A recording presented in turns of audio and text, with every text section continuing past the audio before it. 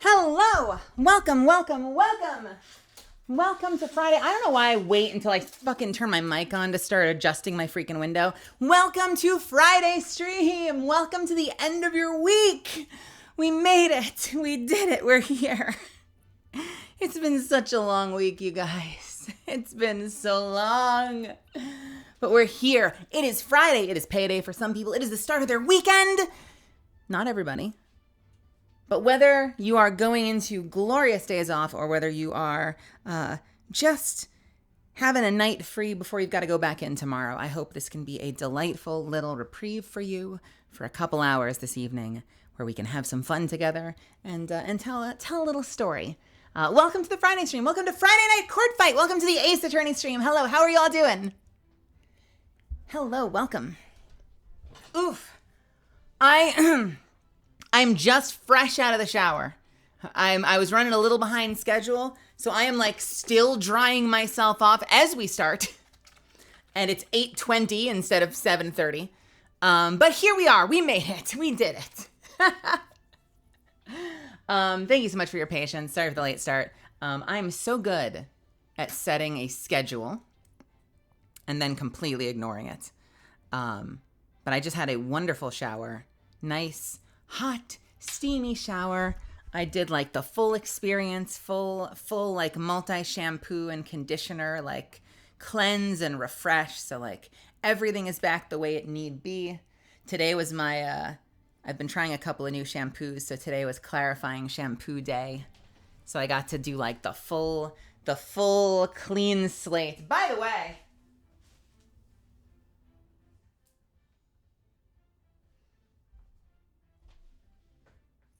I had, like, clearly I was in desperate need of the clarifying shampoo today because I feel like I lost half the hair on my head in the shower. I'm fine. I look fine, but I think that might be the most I have ever had hair leave my head in the middle of a shower in the process of shampooing myself. Not my first time using this product, by the way, so it's not like a new product reaction thing. It was just clearly my body was like, fuck this, thank you for cleansing me. Ugh. And I'm in the process of drying now. I've actually been trying a whole bunch of new hair products courtesy of hanging out with Dragon, if you know Dragon Ames, Dragon AFK. And walking across the room for a second. He recommended a whole bunch of fun stuff for you to try. So I've been trying a new co-wash, a new clarifying shampoo that I use once in a while. I have a couple of new hair products that I'm trying that should help sort of like breathe some life back into my hair so that it looks a little less swamp-like. And so far so good, you know? So far so good. It was a nice refreshing cleanse. It's been such a tiring week though. I've been working my ass off all freaking week. And let me turn this down. I've been working my ass off all freaking week, and I am in such desperate need of a day off. We took off Tuesday from stream, but I was working all day. So I think tomorrow is going to be like a glorious, like, I'm going to go out. I'm going to go to a cafe. I'm going to people watch. I'm going to sit in the sun for a little bit. I'm going to take a nice walk. I'm going to like just get away and relax and like enjoy the great outdoors to some extent tomorrow. Escape, touch some grass, you know? I'm looking forward to it. I was just talking to somebody recently about how I've had so much stuff come up last minute recently. Like my model just got finished and I was just starting to celebrate the fact that was like one massive item off of my list. And so I could finally have a little more time to myself. And then like two more things dropped in my lap that I had to take care of. So like right when I thought I was about to have all of this free time, suddenly I'm spending the next 2 weeks like losing my mind doing work. And I think I'm finally at the place where that's all wrapped again. And I'm like now actually able to appreciate having one less major project that I'm project managing. So next week, God willing, It's you know, I'm now that I say this, it's gonna be fucked, but God willing, next week is just delightful and relaxing. And I can have my afternoons free and like just kind of just take it easy for a few days. Do you use moisturizer in the shower? Not in the shower, but I moisturize after I get out of the shower. I'm all about stretching that product. So usually like when I get out of the shower, I'm like straight into the moisturizer because I can use some of the water that's left on my body to spread it really easily, like up and down my legs and across my stomach and my chest and my arms and my shoulders. I put some facial moisturizer on. I have a face cream that I use that's really nice. So I'll usually do that like right as I get out of the shower because I feel like I get the most mileage when I do that, you know? Does that mean it's a little less thick? Yeah, it might be a little less thick, but it's a lot easier to put on. You're not like fighting it, you know? Lucky? Is that lucky? Are you not allowed to use moisturizer? Why can't you use moisturizer? You said you have to use baby powder, but like you have to choose, like if you don't have, you have to choose baby powder or moisturizer? That's strange. I didn't realize that. I take it, and like you'd know more about this than me, I take it that moisturizer doesn't help if you have like some rashes on your skin, like the moisturizer. I would have thought the moisturizer would help with that, but maybe it depends on what the situation is. Everyone's different. I guess we all have different bodies. My first thought is like, oh, dry skin, so moisturizer. That's so fascinating. Yeah, I've been using the same moisturizer for a couple of years, and I like it. It's pretty good. I need to moisturize my face more often. I moisturize my face whenever I shower, but sometimes I get out and like I get up and I like roll out the door and like just go sprinting out the door, and I realize that by the time I'm out there, I forgot to moisturize my face before I left, and then I feel bad. I have it like worked into my DNA where like if get out shower, moisturize everything. If fall out bed, run outdoor, get in car, go somewhere, early morning appointment or something, usually forget moisturizer. I don't know why that was like cave person speak. Zelda, welcome. Welcome. Play Titanfall, welcome. Also, who is here? Mitchell, welcome. Undivided, welcome. Dempsey, welcome. Rose, welcome. Zuffins, Lays, Sunny420, Sylphie, welcome. Arclight, welcome. Go, welcome. Jono, welcome. Happy Friday. Cav, hello. Crimson Scythe, Daylight Sonata, welcome. Maya, welcome. Von Zeal, hello. Death Jacks, Zelda, hello. Hi, everybody. Hello, hi, hello. When it's too humid, the moisturizer becomes lube and it disappears within the hour. And the smell, it becomes smelly? That's strange. I don't think I have that problem. Fortunately. I mean, when it's hot out, I get a little sweaty. So I got to make sure I'm putting on my deodorant and my antiperspirant. But I don't think I have the problem of moisturizer becoming stanky. Speaking of which, I'm actually going to put just a little bit more on my nose because I think I missed my nose just a little bit like a dummy. 1 second.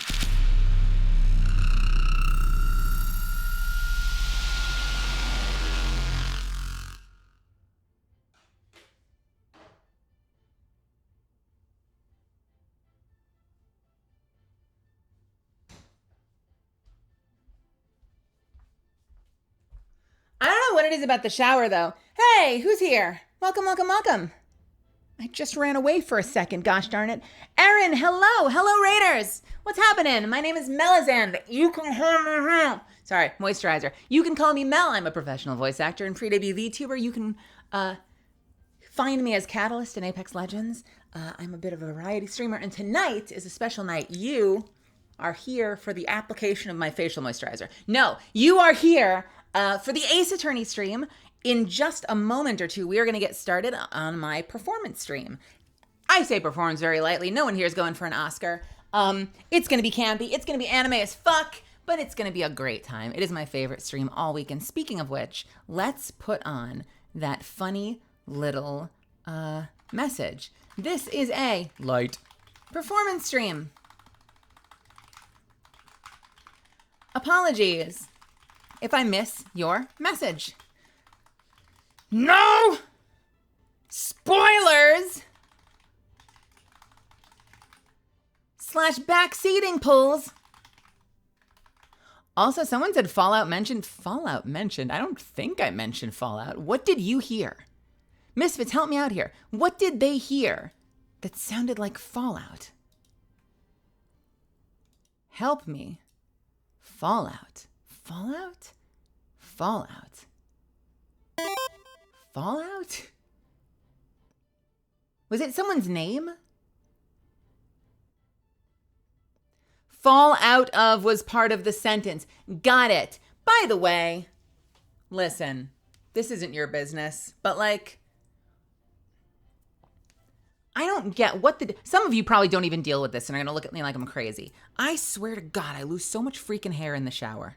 I don't understand. I know you're supposed to lose like a tremendous number of your hairs every single day. It's like a scientific fact. But I swear to God, I'm losing them faster than I'm getting them. And I don't know why.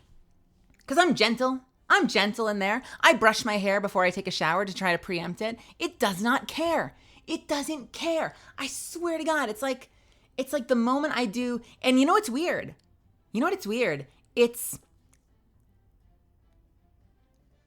And maybe it's because of the way it's like agitating your scalp and like cleaning the skin on your scalp. But do any of you notice that it's so much more intense with shampoo than conditioner? I'm sure there's a scientific reason for that. But like if I do my co-wash, I'm fine. I lose I have a little hair to take out of the drain. If I use shampoo, oh my God. I feel like I lose half the hair on my head. It's crazy. Where does it go? How does this happen? Are there little people down there pulling hairs out of my head? It doesn't make any sense. Why with the shampoo but not with the conditioner? I don't understand. I'm like, I know I need that hair. Give it back. Maybe this explains why my head feels lighter after a shower. Maybe. Drives me nuts. And I'm really sensitive to it because I put in a little, shower drain because I don't want it to clog. So I have a little thing covering it. So I've got to throw it out. It's not going down the drain. It's all pooling there. And I got to take it and, I've got two options. I can either throw it out or I can knit a tiny little sweater. And so far I've just been throwing it out. Weird. So tonight is the Ace Attorney stream. Welcome, welcome, welcome. Hey, if anyone's brand new here, as I put a little hair oil in, let me tell you a little bit about how this works. Every Friday, we do an Ace Attorney stream. We've been slowly working our way through the series. We're actually on the third title now, Ace Attorney Trials and Tribulations. Because I'm a voice actor, I really like when we have games that don't have a spoken protagonist. It gives me the ability to put on a little bit of a show and do what I do best. It's one of the reasons I love Baldur's Gate, because the whole thing is voiced except you 90% of the time, which means I get to voice act opposite the whole cast of Baldur's Gate. And so in the case of Ace Attorney, I get to voice every damn character in the game. It's exhausting. It definitely does a number on my voice, so I try to take care of myself. I try to do, maybe a 75 to 80% performance. Sometimes I pull that off. Other times my passionate Italian spirit, yes, we'll call that, my passionate Italian spirit gets the better of me, and I end up full sending the whole fucking thing, as Maya pointed out the other day. But for that reason, we do a couple of things to take care of ourselves. I am going to be running more 3-minute ads than usual. We run a lot of 3-minute ads during my Friday stream because it gives me the ability to pee because I'm drinking a lot of water. It gives me the ability to rest my voice for a couple of minutes. And I will always get up. So you're not going to miss a damn thing. If I fuck up, if an ad starts and I'm like in the middle of talking, we've got an emote for that. and start spamming that, and I will halt everything. I don't want you to miss everything. So anytime I take a break, intentionally, you won't miss a damn thing. Feel free to get up. You've got about 3 minutes or less, but get up, stretch your legs, hit the restroom, refill your water, change into something cozy, grab a snack, whatever the hell you want to do. You're not going to miss anything. For that reason, I also have a whole lot of liquid next to me. I've got a big old thing of water, hot water, because I find that's really soothing for my voice. I also have a big thing of advanced GG because I need a little caffeine to keep me going. So I use both of them. So feel free throughout the night to spam that hydrate button, and it will remind me to take care of myself. What else?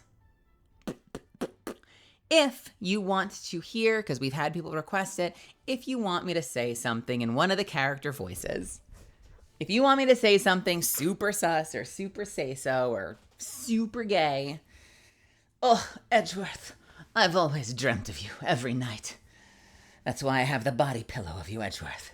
If you want me to say whatever the hell you want, you can buy it for 200 bits. As long as it doesn't get my stream shut down, it's yours. I might take a minute to get to it because if we're in the middle of a story moment, I want to make sure that we can find like a natural pause point before I deliver it. The only thing I ask is that you send the line in a separate message. Drop the bits and then drop the line. We don't need to hear Brian do it. We don't need Brian to say the line. I'm about to do the line, so just drop it in a second line. Anyway, that is it. We're going to get started in just a second, so let's get the game booted up. We are going to be finishing Recipe for Turnabout tonight. Recipe for Turnabout is the third case, I believe, in Ace Attorney Trials and Tribulations. We normally do our cases in 2 weeks. I got a late start last week, and this particular case has a lot of characters that I know it's my fucking fault. But this case has a lot of characters that are really vocally intense. Most cases, I feel like, have some kind of intense character that I, like, kick myself for assigning that voice later. This case has a lot of them. So I think for that reason, this ended up being a 3-week case. We should be wrapping it up tonight. I don't actually know how long this is going to be. So if we're done in like 2 hours, we'll just play something else. Or maybe we can jump into something else. Like another case. Let me double check real quick. Trials and Tribulations cases. I remember the 4th case. I forget if there is an investigation. Let me double check. Nope, not that one. This one.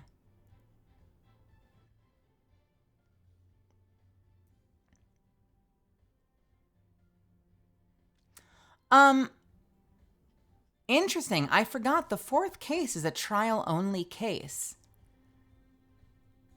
So there's... I wonder if it's a shorter case. We'll think about it. If we end up finishing super early, we will either start case 4, or we'll play something else for the rest of the night. Okay? All right. Can Zen say a line? I suppose, if you really want me to. I am going to take my first break of the night now. I'm going to quickly hit the restroom. I'm going to top off my water. You should do the same. House lights are going to come down in about 3 minutes, so double check your tickets. Make sure you're in the right spot. And when we come back in about 3 minutes, we will jump in and we will pick up where we left off, and see what awaits us in tonight's case. Sound good? Please see an usher if you have any trouble finding your seat, or if you've lost your tickets, they can help you at the main kiosk. I promise.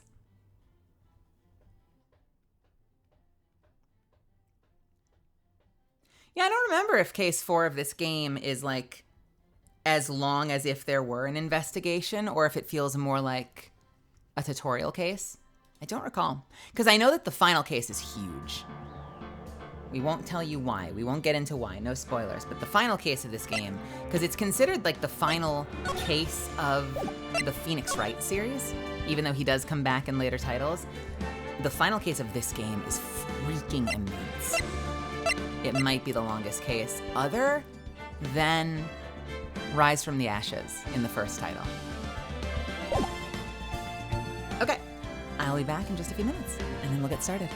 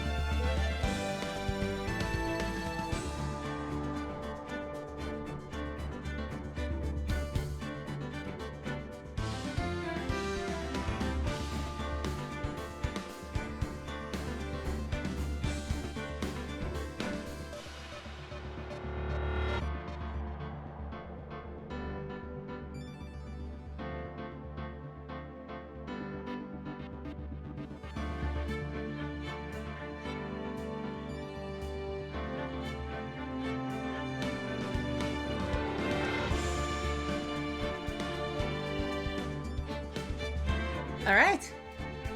Welcome back, everybody. We've got an ad in progress for another 30 seconds. I'm just going to put on a Band-Aid real quick, and then we'll begin.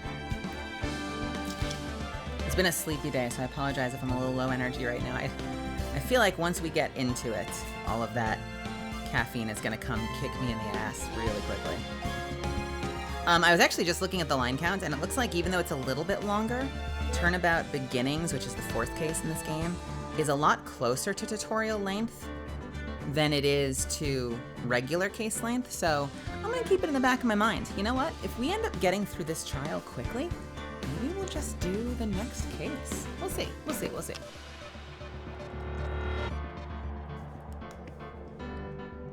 All right, my loves. Are you ready? Ready check.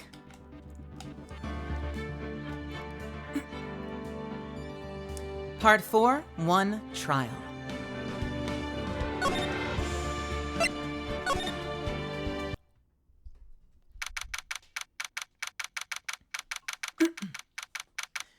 January 8th. And by the way, I have this sinking feeling. That the witness today is going to be Armstrong. And I'm going to immediately regret that we're still on this case the moment I have to do like an hour and a half of fucking Armstrong on the stand. F's in the chat for the death of my pride. It's going to be all shame today in the courtroom. January 8th, 9:46, District Court, Defendant Lobby Number 1. Good morning, Mr. Wright. Good morning, Maggie. So, what do you think's gonna happen today, sir? Yesterday's session didn't go well and ended on a giant mystery. Ooh, that's true. And we still haven't solved a single part of it yet. Are you okay, Nick? Huh? Oh, yeah. Yeah, of course. Oh, I saw that!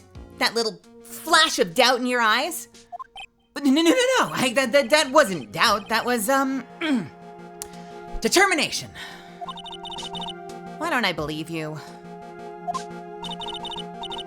It's nearly time, Maggie.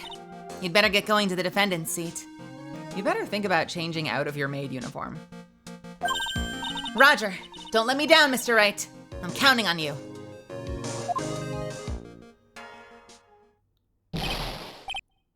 Hey, pal! Pal? What is that voice? Pal! Hey, pal! Why did I crunch just now? Hey, pal! I'm crunching. What is that line? All right, we gotta find a better way to do that. Hey, what is this, buddy? Hey, pal!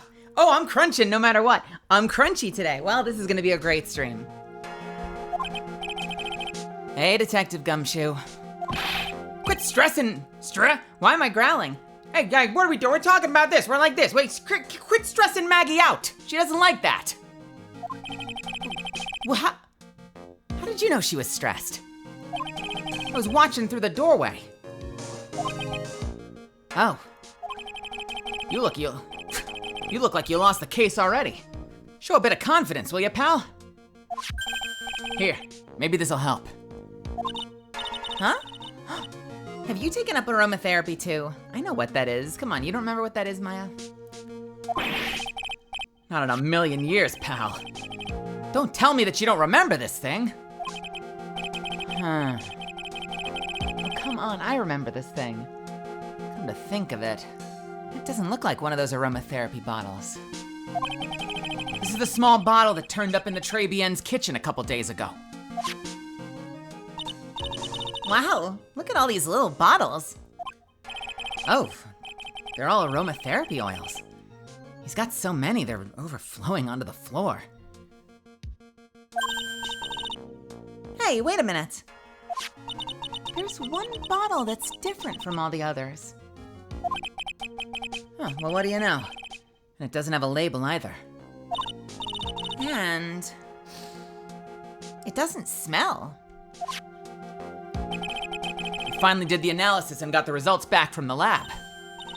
So, what is it? Is it poison? I'm afraid not, pal. It's, medication. Wait. It's the ear medication. Oh no, wait a minute.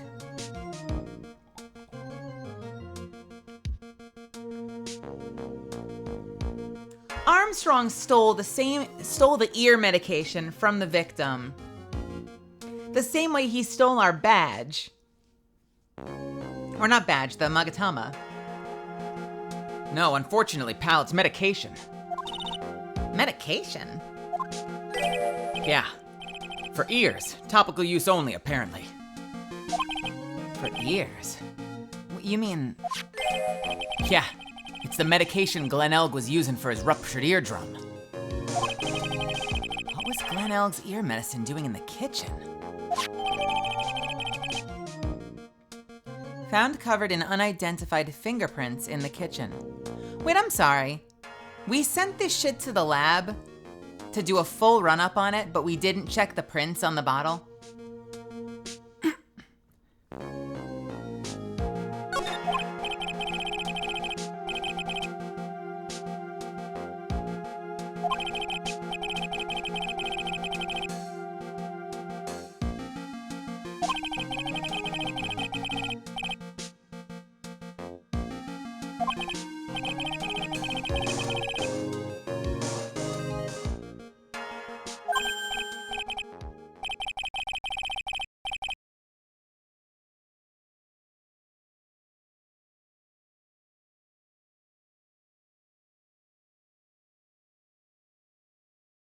Oh, wait. Where did my voice go? When did it happen? Which line? How soon? Oh, fuck. Yeah. Did it start before this? Did I fuck it up? All right, I'll do a recreation. He goes, okay, what about the unidentified fingerprints? Okay.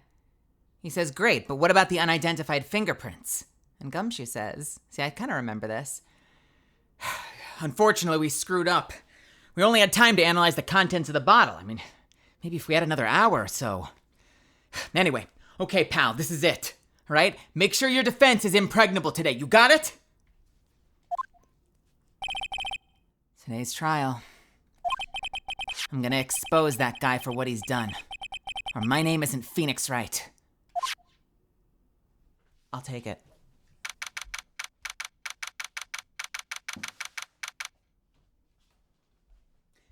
January 8th, 10 a.m., District Court, courtroom number 4.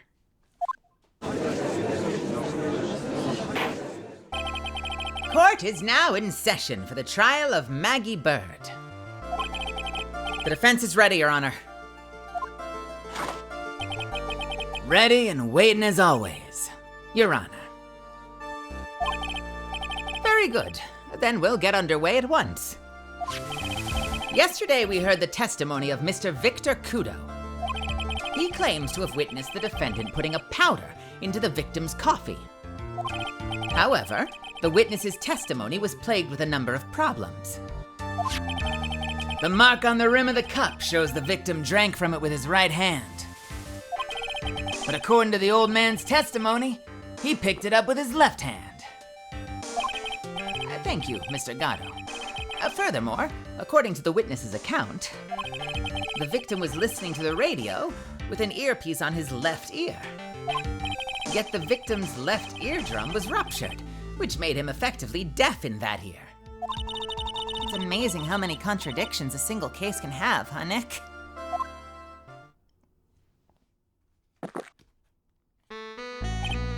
Ha! Allow me to enlighten you, Your Honor. The world, you see, keeps turning, and we must turn with it. You've lost me already, Mr. Gatto. Don't let the mysteries of yesterday mystify you today. Only losers think like that. You gotta change with the times. Fuck. You gotta change with the times. That's one of my rules. Are you implying that you've resolved these contradictions? You know the answers to these riddles? Oh no, that's the judge. Are you implying you've solved these contradictions? You know the answers to these riddles? The old guy wasn't just throwing seeds in here. He was throwing us off the scent. And today, I'll prove it. Oh, very well. Let the first witness take the stand. Please no, please no, please no, please no. Fuck me! No! No! No! No! No! No! No! No! Fuck! I don't! Go away! I feel like that scene from The Office. No! No! I don't want to do this anymore. Why did I do this to myself? God damn it.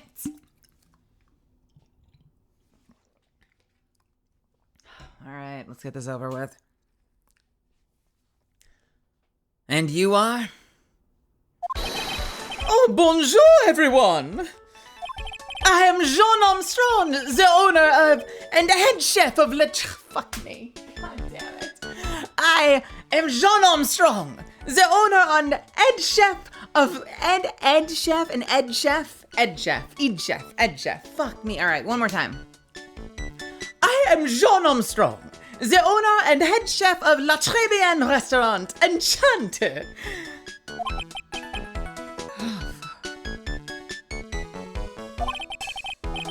forgive me for asking, but no! God damn it, I hate this case. I hate this case so fucking much. I hate this case so fucking much.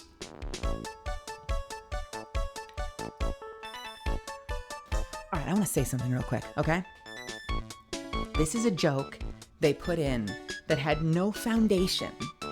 Because when you meet Armstrong, you don't get this confusion. You meet him, you're like, oh, what an extravagant fellow. And Maggie's like, this is my boss. His name is Armstrong. And Armstrong's like, my name is Jean Armstrong. And you're like, oh, wow, you are very flamboyant. And that is it. And it's not until later that suddenly they're like, that woman, I mean that man. If that was gonna be a thing, they would do that joke the moment you meet him. The moment you meet him, they would be like, oh, hello, madam. And he would go like, no, I am not a madam. I am le señor, whatever. That's Spanish. You know, like that would be the start of your relationship with him. They wouldn't just toss that in like fucking 6 hours later and suddenly that's a joke you're making about the character. I'm just saying, I'm fucking over this guy. I'm fucking over it. Forgive me for asking, witness, but, are you a woman? Ooh la la, monsieur. As you can see, I am le pert and perky gentleman, non? Pert and perky?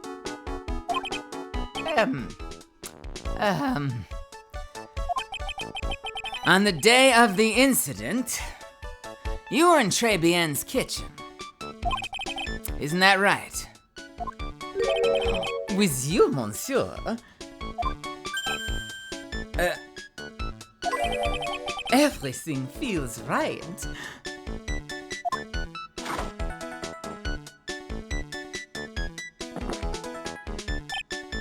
Ha! Wow, he is totally unfazed. Doesn't anything intimidate this guy? I love the concept that Gatto is so confident that this guy's like, oh, monsieur, with you, I would do anything. And Gatto's just like, nice. And then continues with the examination. I love that. That is now canon. Instead of ha, he says nice.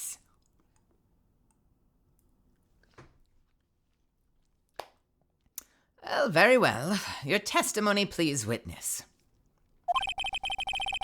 Please tell the court what happened that day at Très Bien. We volunteers! Goddamn. Oh,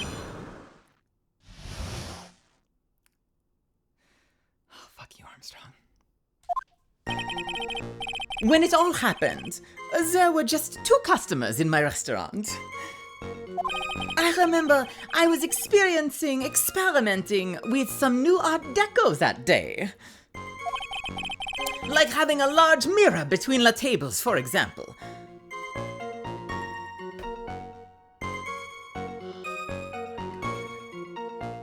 You piece of shit, you fucking idiot.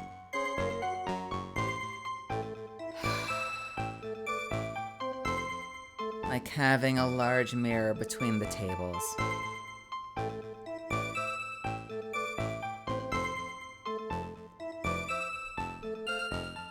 That could somehow, if you were not sitting opposite him, but on the same side as him, you would look over and not realize that a mirror was there, and you would see him seemingly across the way, because you're a dumb old dude, drinking the coffee with the wrong hand, and listening to the radio on the wrong side of his face. Unbelievable. I think this case is closed. We're out of here. Like having a large mirror between the tables, for example. Oui, perhaps that is what the old man was looking at. Oh, you're just giving me the answer. Okay, cool. La cup La earpiece and la glasses. He would have seen everything in reverse, no? Now this guy seems prepared. A mirror?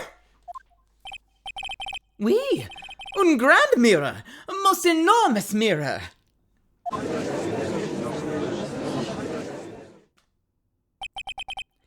And suddenly, the mystery disappears. Like I said, the world keeps turning, so roll with it.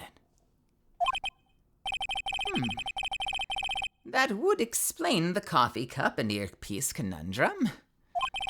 The mirror would have made everything appear back to front. What the heck? It's way too early in the morning for this to be happening to me.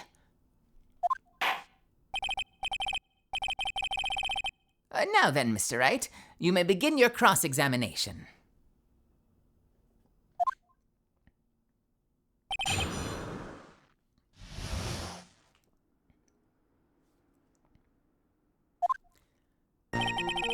When it all happened, there were just 2 customers in my restaurant.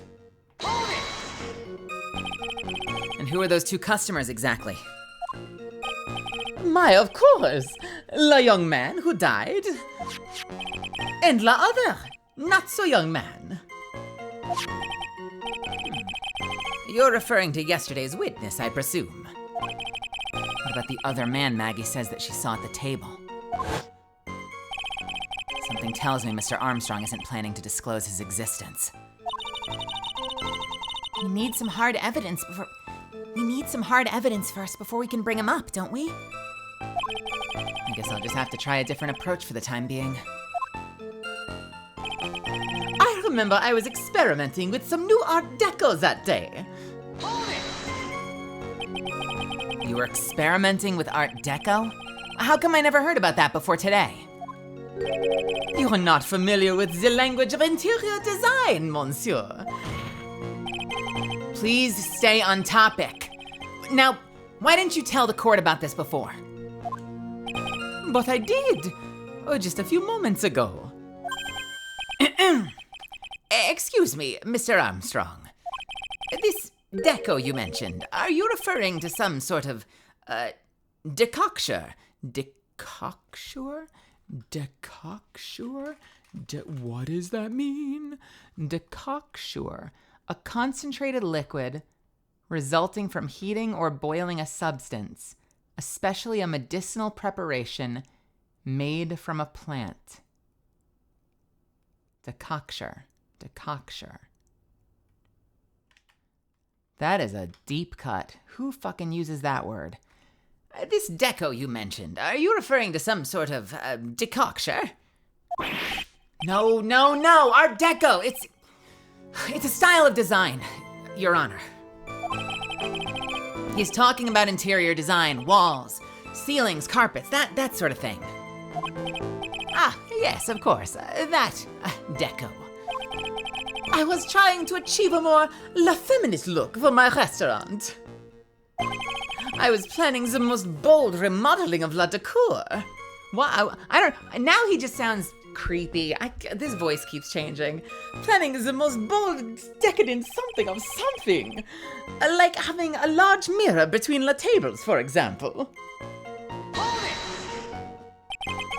How big of a mirror are we talking about here? Both. Something about 4 meters wide and, oui, about 2 meters high. 2 meters high. Let's see if 1 meter is about 1 yard. Holy glass in a frame, that's huge. I was intending to install it on the ceiling, actually, eventually. The ceiling? Was there a mirror on the ceiling? I don't remember. No. But I decided not to go through with it in the end. What should I do? Should I ask him more about the mirror or not? Let's press. If you really had such a large mirror in the restaurant, someone would have noticed it. But there's nothing about a mirror in Mr. Kudo or Maggie Bird's testimonies. but... Objection! You didn't ask, Trite. You have only yourself to blame for such sloppy work. What? A mirror was delivered to Trebian the day before the incident. Really? As Mr. Armstrong testified, he was carrying out some design changes. And as it turned out, he didn't actually use the mirror in the end. This just doesn't add up. Even if a mirror was delivered to Trebian, it doesn't prove that it was in the restaurant on the day of the crime. Ha! If you want to doubt someone, Trite, look in the mirror. I'm sure the person looking back at you would be dubious enough. So the witness yesterday had seen the victim reflected in a mirror. Can we check something real quick? Do we have anything where he testifies that he was definitely on the opposite side of the restaurant? Because the one thing this changes is where he's sitting. And what else changes? What else changes if he's sitting on the same side?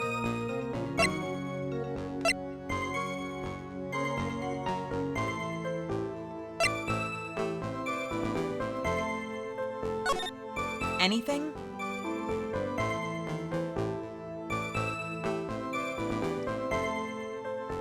It would mean that he was sitting here, right? I don't know that that proves anything.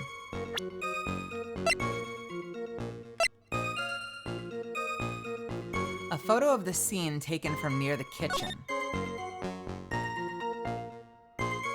I can't... Oh! If there's a mirror, he says he broke his vase. But if there was a mirror, he would be sitting here. That vase is intact. So something's fishy here. I don't think I can present that just yet, though. 'Cause I don't think I have anything that I can directly contradict. Oui, perhaps that is what the old man was looking at. Normally, I'd expect people to know the difference between a reflection and a real object. Objection! Normally? How does normality come into this? That's lame, Trite. Even for you. Huh? Are you trying to say that if something isn't normal, it ain't possible, is that it? Where does that leave the pork-you-headed... Oh, that's him. Where does that leave the pork-you-headed lawyer and the top-knot chick over there? And the ungodly cool guy with the mask over here? Well, Trite? Not the hair! I do not have a top knot! Mr. Gatto is correct. A lack of normality is no basis for discounting an argument. Bien! Logic has won today! Le cup, le earpiece, le glasses. You would have seen everything in reverse, non? Everything? He would have seen everything in reverse? Oui! Hey, Nick. We should take a sec and think about what old Seedy said in his testimony. How did he phrase it again? The boy was wearing... What did he sound like? He talked something like this. The boy was wearing the earpiece on the same side as the green lens of his specs. No question. You can lock me up if I'm wrong. It was his left ear without a doubt. And then he used the same hand to pick up the cup. His left hand. If he saw everything he described reflected in a mirror, well, then everything he said on the left was actually on the right, huh? And that clears up all the problems with his testimony, I guess. Or does it? Ha! It's kind of hard to believe everything's the fault of a mirror, but... Do you think old Seedy saw everything through a reflection? If he did, it would explain the contradictions in his testimony. But But that just makes the situation worse for Maggie. There's gotta be something in that old man's testimony. We've just gotta dig deeper. Okay. I'm gonna quickly blow my nose.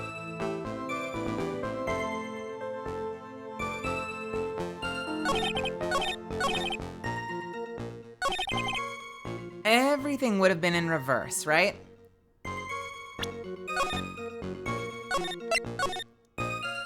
Do we have a statement? I think I need to present his note. It just feels like a stretch right now, but maybe this is the key that'll unlock it, right? Please, please, please, please, please. Objection! Fuck! This literally does contradict it, but shit, how do I get there? How do I get there? Okay, hang on. Everything, he would have seen everything in reverse, right? What about the photo? Blueprints of the crime scene doesn't really help us.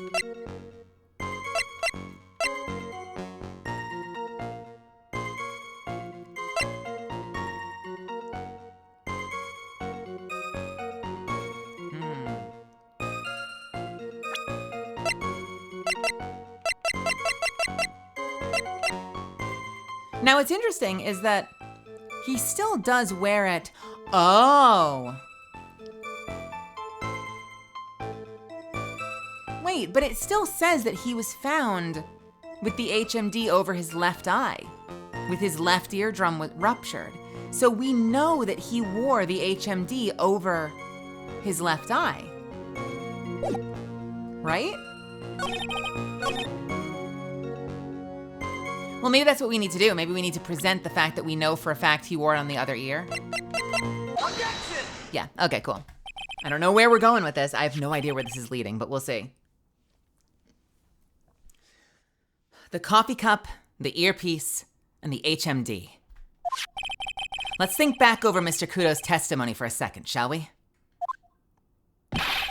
The boy was wearing the earpiece on the same side as the green lens of his specs. Fuck. No question. You can lock me up if I'm wrong. It was his left ear without a doubt. So to summarize, we were told both the HMD and the earpiece were on the victim's left side. Now, if Mr. Kudo saw all that as a reflection in a mirror, it means both the HMD and the earpiece were actually on the victim's right side. Exactement! You see, monsieur, now that you think about it, it is not so hard, non? Unfortunately, that's where we run into a monumental contradiction with the facts. If Mr. Kudo really did see everything in a mirror, why is it that the HMD is now on the wrong side of his head? Order! Order! Mr. Wright is correct. If the witness was genuinely Hi, my name is the judge. If the witness genuinely observed the victim reflected in a mirror, then we would expect the victim's eyepiece to have been over his right eye. Objection!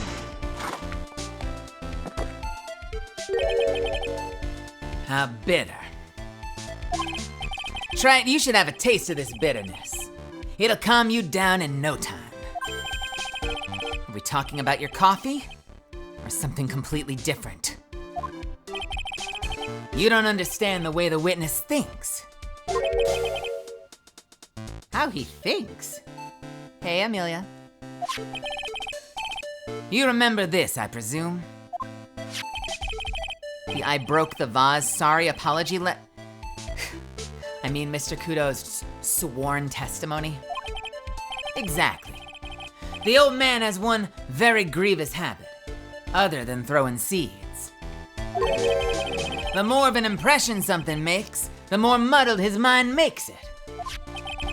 And what's the most striking thing about Mr. Elk? Oh, clearly it's the victim's eyepiece. And that's my point. The old man strikes again. Mr. Elg's HMD made a big impression on that old man.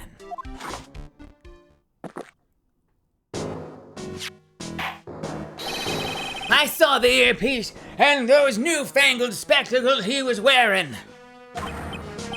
Oh, yes. They were both on his left ear, do you hear? His left ear!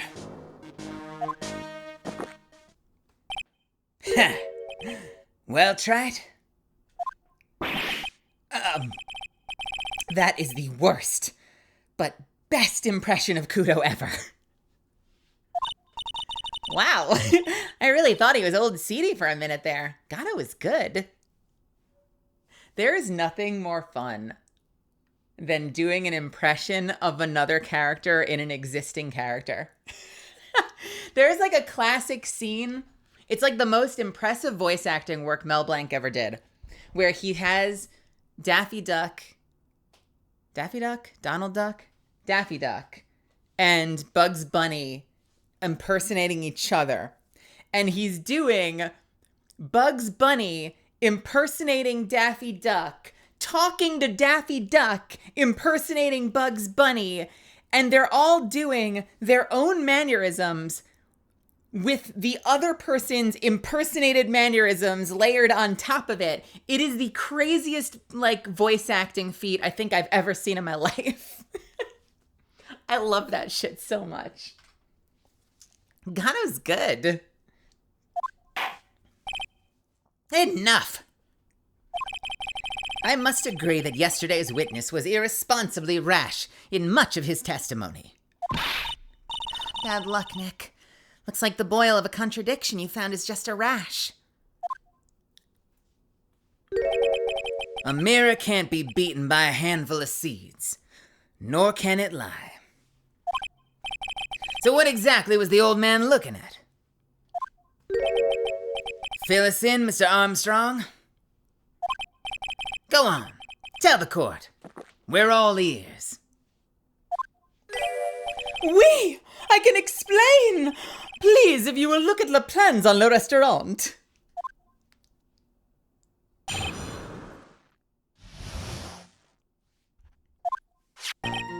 Alors, is everyone sitting comfortably? La mirror was in the middle of the restaurant, dividing the two halves. There's only one seat from which you could have an image of the victim. That was the seat at the table next to the victims. That was where the old man was sitting. After the terrible incident occurred, I moved the mirror so it was not in the way. But naturally, I did not touch anything else.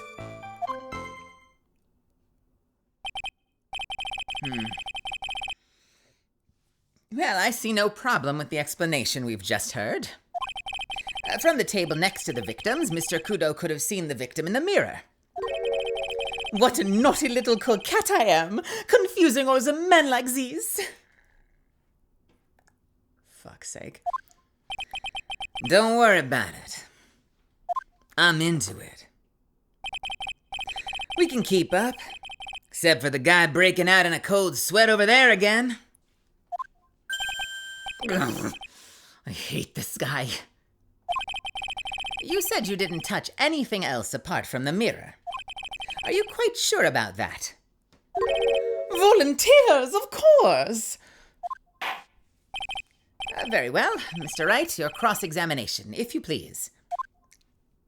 I think I know exactly where I'm going. I'm going to save first, but I think I know exactly where we're going with this. Let's save.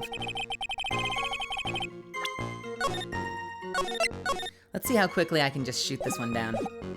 Le mirror was in the middle of the restaurant, dividing the two halves. There's only one seat from which you could have seen an image of the victim. That was the seat at the table next to the victims. That was where the old man was sitting. Now it's German, apparently. After the terrible incident occurred, I moved the mirror so it was not in the way. But naturally, I did not touch anything else. Okay, we're just weirdly German now. Okay, cool. I think this is a perfect place to introduce the note. Objection! Yes! Your Honor, Mr. Kudo's words yesterday strongly contradict Mr. Armstrong's testimony. This is the letter of apology that was written by Mr. Kudo, is it not? I realize it looks useless, Your Honor, but this is still testimony. Ha! I guess useless people are only really good at identifying useless things. What relevance does this scrap of paper have to the trial, Mr. Wright? Mr. Kudo's testimony is actually very relevant to the question at hand, Your Honor. Because it very clearly contradicts with this piece of evidence. The picture, the picture, the picture, the picture! Take that! This piece of evidence contradicts with the testimony we've heard, Your Honor. The crime photo. Yes, this photo clearly shows something that theoretically should not exist. What on earth do you mean by that, Mr. Wright? Should not exist? Sounds like you're describing yourself, Trite. Dude, Gatto's mean.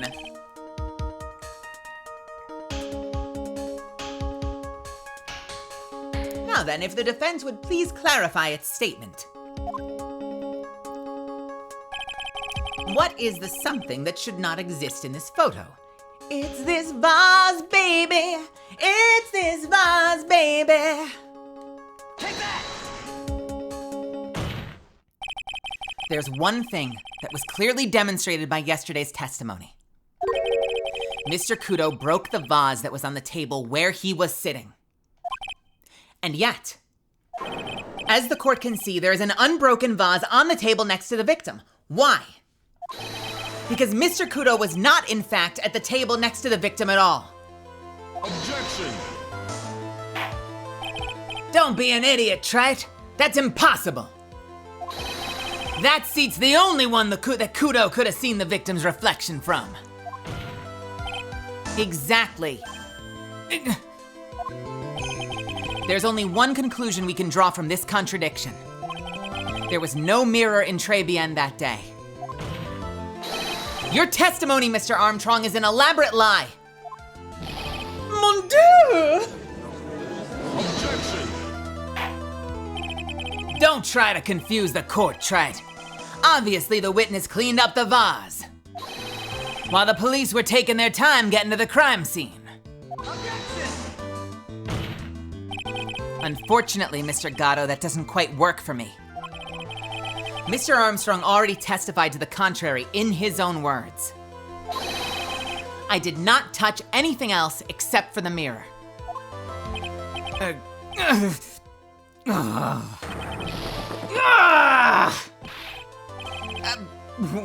Well, witness, what do you have to say for yourself? A sniffle. I was right. There's no mirror in the restaurant that day. In light of this revelation, we return back to the original problem. Why did the victim have an earpiece in an ear which he couldn't hear? Ha! You only get one shot in life. There's no turning back. If you want to claim that the mirror wasn't there, Trite, then this problem is all yours. How do you explain what the old man saw? If I can answer this, then I'll be that much closer to the truth. I can feel it. Are you gonna be okay? Can you really solve this contradiction, Nick? There's more than just this one contradiction, Maya. What do you mean? Remember what Maggie told us? There was another man at the victim's table. And there was a sample CD on the victim's table. It all flies in the face of Mr. Kudo's testimony. And I think I know the reason why nothing in this case is adding up. Well, Mr. Wright, let's hear your answer. Yes, Your Honor. The reason behind all the contradictions in Mr. Kudo's testimony is simple.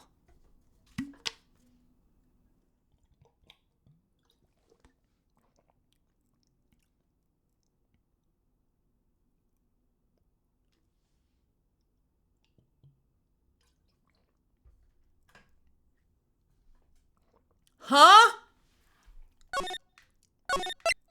Hey, Marcus. Hey, Hardcover. What's happening?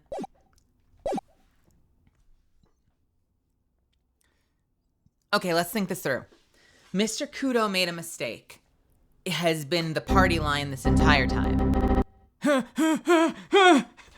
Mr. Kudo made a mistake has been the party line this entire time. So that's like literally nothing new. The reason behind all the contradictions in Mr. Kudo's testimony is simple. He made a mistake.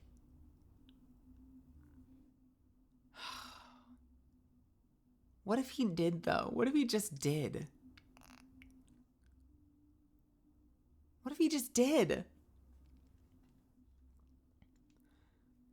The ear doctor made a mistake doesn't make a whole lot of sense because, like, okay, so the doctor tells you your left ear is fucked up, but it's actually your right ear. You can feel that. You're not walking out being like, I guess it's my left ear. The right one's in horrendous pain, but I guess the left ear is the one that's the problem. Like, that's impossible. The victim was a phony is wild.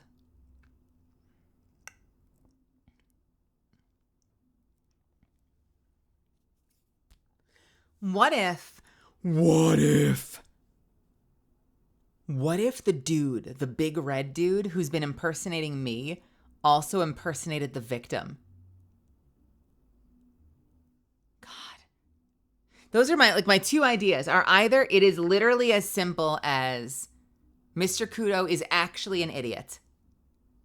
We just can't trust his testimony. We have to throw out his whole testimony. Or what if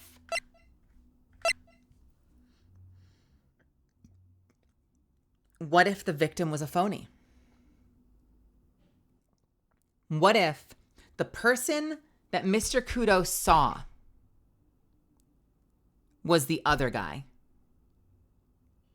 And he actually just missed the moment of the murder.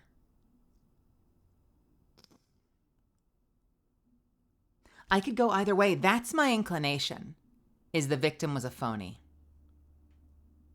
I think it's gotta be that, right? This whole thing is about this guy that's been impersonating people. Because, like, okay, if Mr. Kudo makes a mistake, what's the bar on the top right? That's how much I'm about to lose if we fuck this up, at least until I load the save. Maggie said that there was someone else sitting there, right? Maggie said that there was a CD there. When the victim was found, the CD was gone, the other person was gone, and Armstrong said that there was also only one person there. But here's the thing. Armstrong owes a shitload of money to that company. So I think Armstrong is covering for Tenderlender. So I think that Armstrong knows damn well that there was another person there. And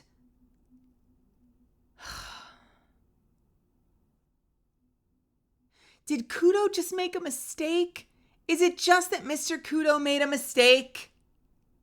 That he's just wrong?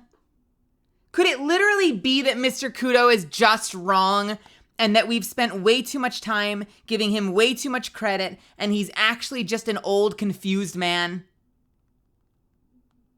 Could that be it? Oh, that'd be so sad for him. That would be so fucking sad for him.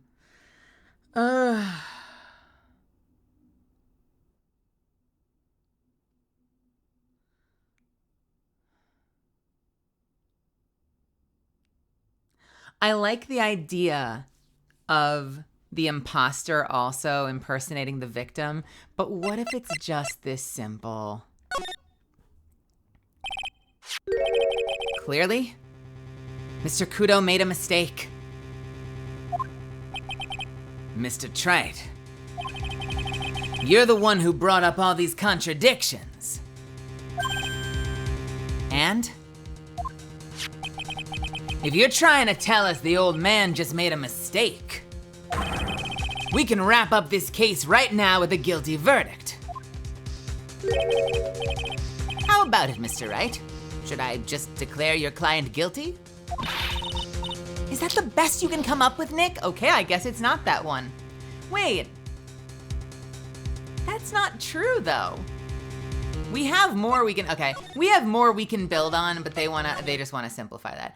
I think he just fucked up, though. Okay, so the only other thing is that the person that came in that Mr. Kudo saw was the imposter, and that Mr. Kudo straight up missed the moment of the murder. The reason behind all of the contradictions in Mr. Kudos' testimony is simple. This case is riddled with contradictions. Yet there's one very simple answer that clears them all up. And what is that? The incident Mr. Kudo witnessed and the incident the victim experienced were two completely different events.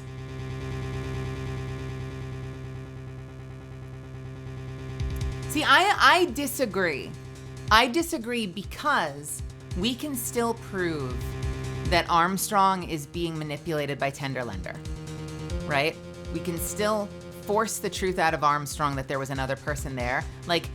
Even if Kudo goes out the window, we can still tear apart Armstrong. So I think the notion that just means that my client is found guilty is a bit far-fetched to me, but it's fine. We didn't choose to bring Kudo in. Kudo is the one that was like, I saw it happen. I want to pick apart Armstrong and be like, all right, let's talk about the fact that you swear up and down that there was no one else in the building. Let's talk about the $500,000 you owe this company. I don't know. I'm sure we'll get there. We're probably gonna get there. Hey, Flutter. The event that Mr. Kudo witnessed and the event that happened to the victim were two completely different events.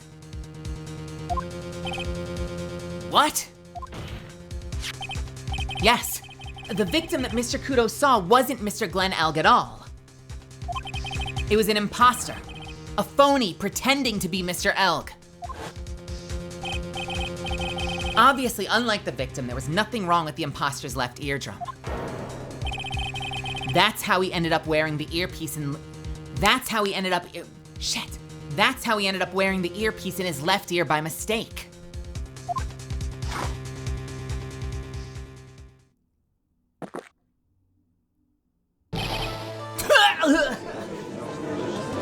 The spit take. Order in the court. Settle down or I'll clear out the courtroom. Quiet, Gramps. Why don't you clear out of here, huh? What did you say? That's right. You saying what Mr. Kudo saw was a setup? Yes. Someone pretended to be Glenn Elg and acted out the whole coffee poisoning. All for the express purpose of creating a witness out of one Mr. Victor Kudo. Objection! Oh, get real, Trite. Why would anyone want to do that? Isn't it obvious? The thing Mr. Kudo was most insistent about in his testimony was the serving girl brought him in a Javachino, but she put something in it. That's the serving girl, right there in the defendant's chair. I remember her well. It's so hard to believe, but there was one and only one reason to show Mr. Kudo this fake poisoning. To show Maggie Bird in the act of poisoning the coffee. Objection! Are you insinuating that the waitress in the old man's story was a fake as well? It's true that there were no other customers in the restaurant at the time, but it's also true that the chef was there. He would have noticed what was happening. Well, that's right.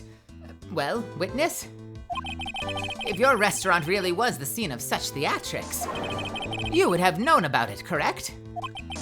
Oh la la! This is most difficult for me. No, it's quite simple. All you have to do is testify. You are under oath after all. Was there in fact a phony at Très Bien that day? The defense demands that Mr. Armstrong tell the whole truth about what happened. The defense's request for additional testimony is accepted. You will accurately explain in detail the events in the restaurant that day. Oh, we. So here's what happens. Maggie's not in yet. All right? The imposter comes in dressed as Glenn Elg. What's her name? Victoria? Not Victoria.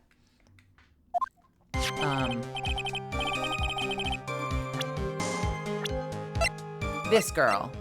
Violetta comes in and pretends to be the waitress. Pretends to poison the imposter.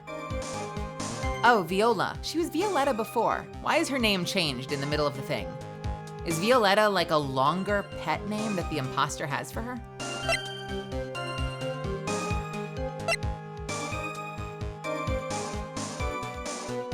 I see, they're doing like a little like My Little Viola, Violetta.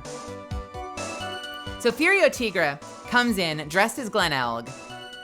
Viola comes in dressed as Maggie. They fake poisoning him to create a witness. They then freak out, right? Do they drug Maggie? Maggie is knocked out from shock somehow. Do they literally do a switcheroo? Like Maggie takes his order, goes to the kitchen, Violetta swings by, brings the stuff, creates the witness, brings the tea to Furio, disappears. Maggie comes back in time to see Furio fake dying. Maggie passes out. Then they hustle out of there and bring in the body of Glenn Elg, who they just whacked, because they're the fucking mob. And they just deposit the body in the place that he just faked dying. Is this literally just this big ass like mob setup? Is that what's going on here? This is such a silly case. Misfits. I'm gonna take a quick break. I'm gonna hit the restroom. I'll be right back. I'm gonna run an ad. I will see you in just a couple of minutes, okay? And then we'll hear this testimony. 1 second.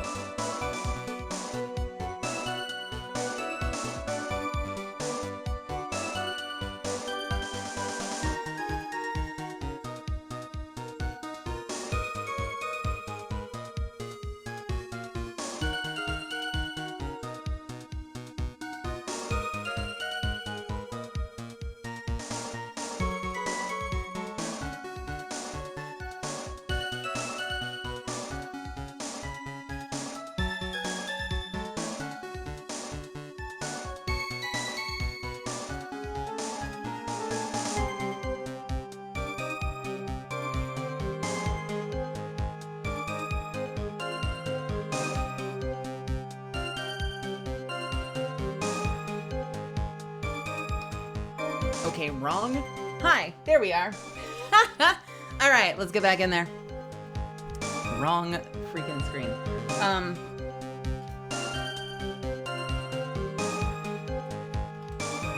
Where were we? La victim, Monsieur Elg, he came into my restaurant alone. I remember la old man arrived not long after him. There were no other customers. What the fuck? When he got word he won the lottery, Mon Elg became very excited. It was approximately 5 minutes later that the poisoning incident occurred. No, there was no time for a phony to do la acting. There was no time for a phony to do la acting. Just so we're clear, there was no mirror in the restaurant after all? Je vous demande pardon! Forgive me, Your Honor.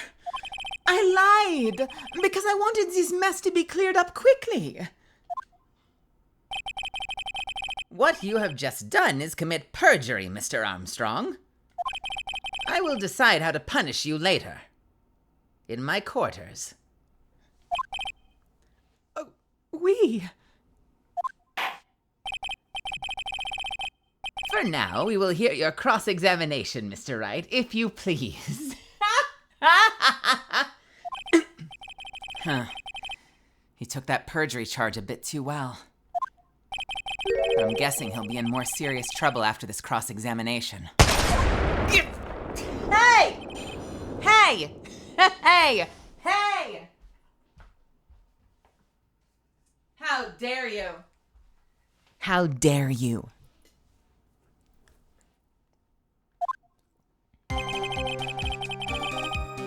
La victim, Monsieur Elg, he came into my restaurant alone. Was he alone at his table as well? My oui! I saw him from the kitchen. Yet the defendant, Ms. Bird, remembers it differently. She swears there was another man at the victim's table. Objection! Huh.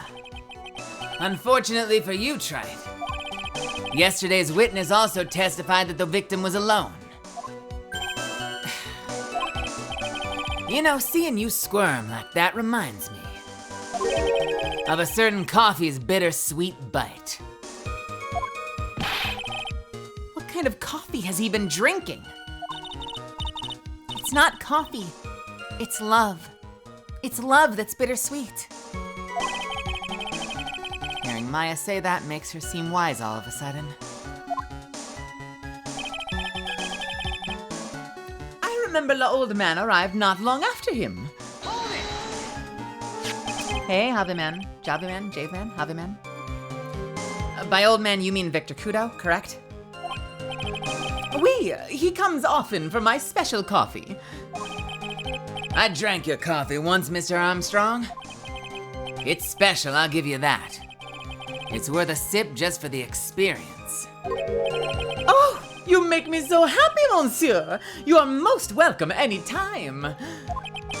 I said it was worth one sip, and nothing more.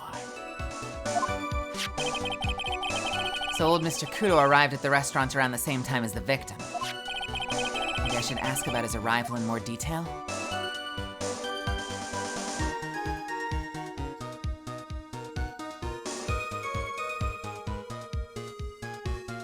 Don't ask anything. How many minutes after? What time was it?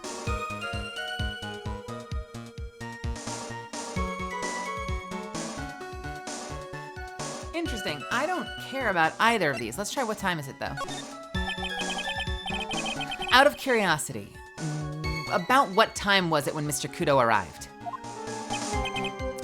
Oh no, I cannot remember, monsieur. I believe we were told by a witness yesterday. The crime was reported at 2:25 p.m. by a kind of scary old man, sir. Does that perhaps jog your memory, witness? The incident happened about 20 minutes after he arrived. So the victim must have arrived between 2 o'clock and 2:10 p.m., no? Huh. Just after 2, huh? When does this happen? When do they announce the lottery winners?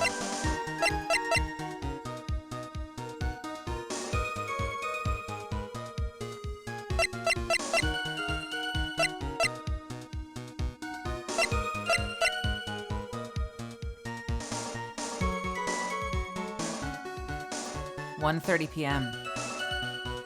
So they announced the lottery at 1:30 p.m. He's saying he was there just after 2. Oh, thank you for your help in jogging my memory, monsieur. You are wonderful. Well, I can't sit here all the time and do nothing now, can I? Ninja, welcome. Yoshi. The time of day will be added to the witness's testimony. Oh, oui, monsieur judge. Everything I do for you. Merci bien. That's French, isn't it? I'm glad at least one person is in a good mood. He's even humming a song to himself. I remember the old man arrived not long after him, just after 2 p.m.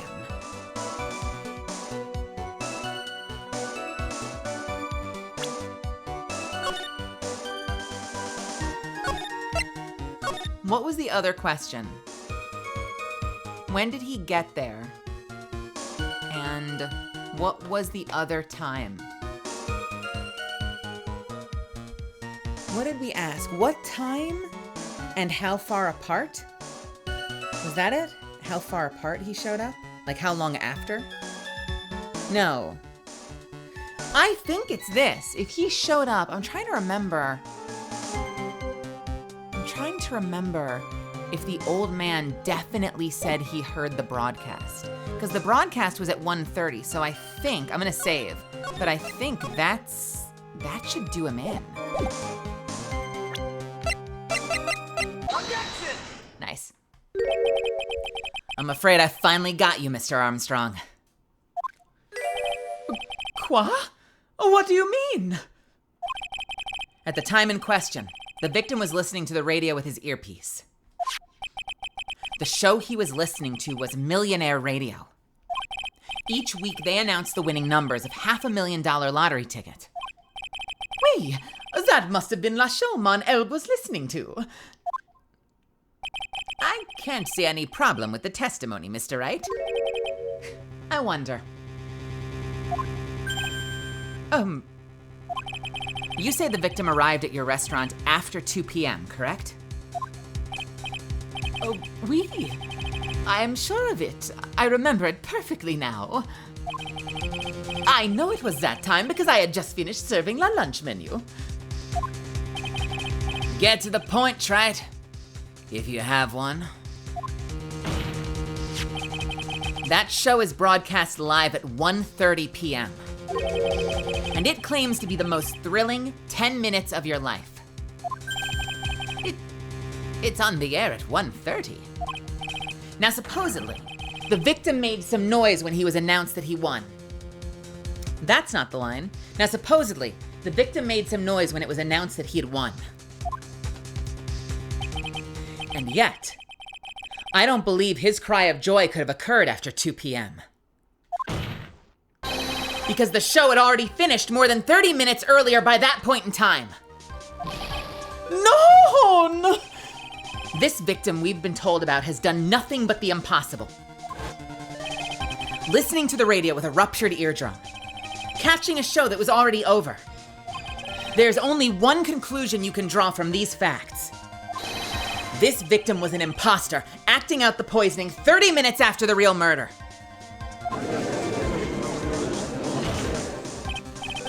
Yes, there were 2 Glen Elgs at Très Bien that day.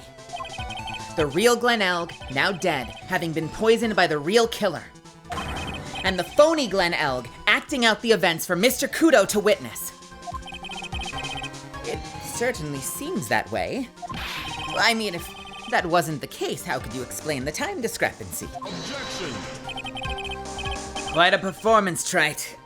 You were almost on a roll.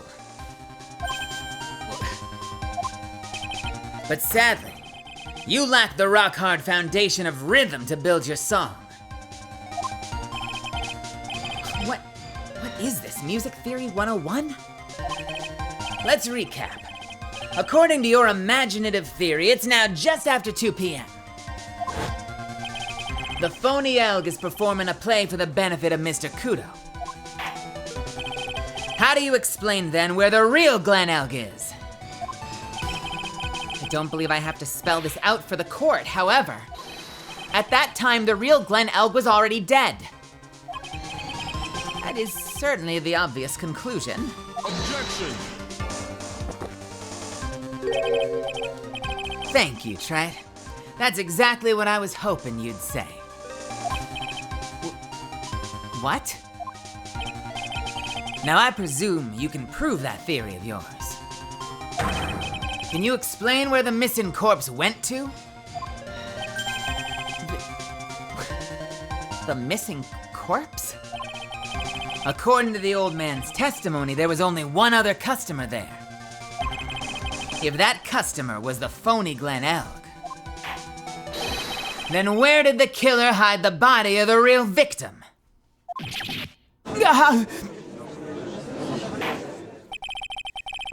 prosecution has a valid point, Mr. Wright. If your theory is to stand up to examination by this court, you must provide us with proof by answering the prosecution's question. Where did the killer hide the body? Yes, Your Honor. No conjecture, Trite. Let's hear some facts for once. Real quick, when was his meeting? Doesn't say. Great.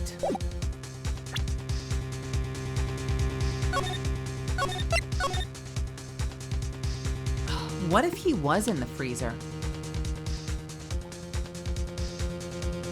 Like, what if his medication wasn't in the kitchen because Armstrong stole it, but because it fell out of his pocket while they were dragging his body into the freezer? No conjecture, Trite. Let's hear some facts for once. Show the court a piece of evidence that proves where the body was hidden. Evidence? What's with the intense pressure in here all of a sudden? Thought I had him with that contradiction. He's turned it all around and backed me into a corner instead. Well, Mr. Wright, the court will now hear the defense's theory and evidence. But first, where was the body of the real Mr. L concealed?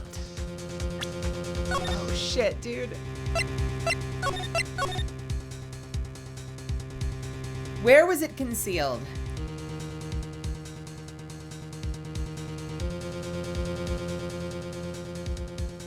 It had to have been there, because we know that the old man went running, that the chef went, "Run, call the cops," and the old man went running out of the building. Which means when the old man left, that's when the only person in the restaurant was Mr. Armstrong. So that's when Armstrong could have shuffled the body. That's when Furio Tigre could have gotten up and left and took the disc with him. That's when Viola could have gotten out of there, and they could have done the switcheroo. So it's gotta be in there, right? I mean, it would have to have... it would have been too dangerous to take the body outside. Obviously, the body must have been hidden somewhere inside Très Bien. Interesting. But where could such a body have been hidden inside a restaurant? Perhaps you'd care to show the court on these plans, Mr. Wright. Yes, Your Honor. The exact location where the body was concealed inside Très Bien was the kitchen, obviously. Take that! The body was hidden here. I see. Nice supposition. But the real question is, can you back it up? But the real question is, girl, can you back it up? Well, Trite, can you back it up?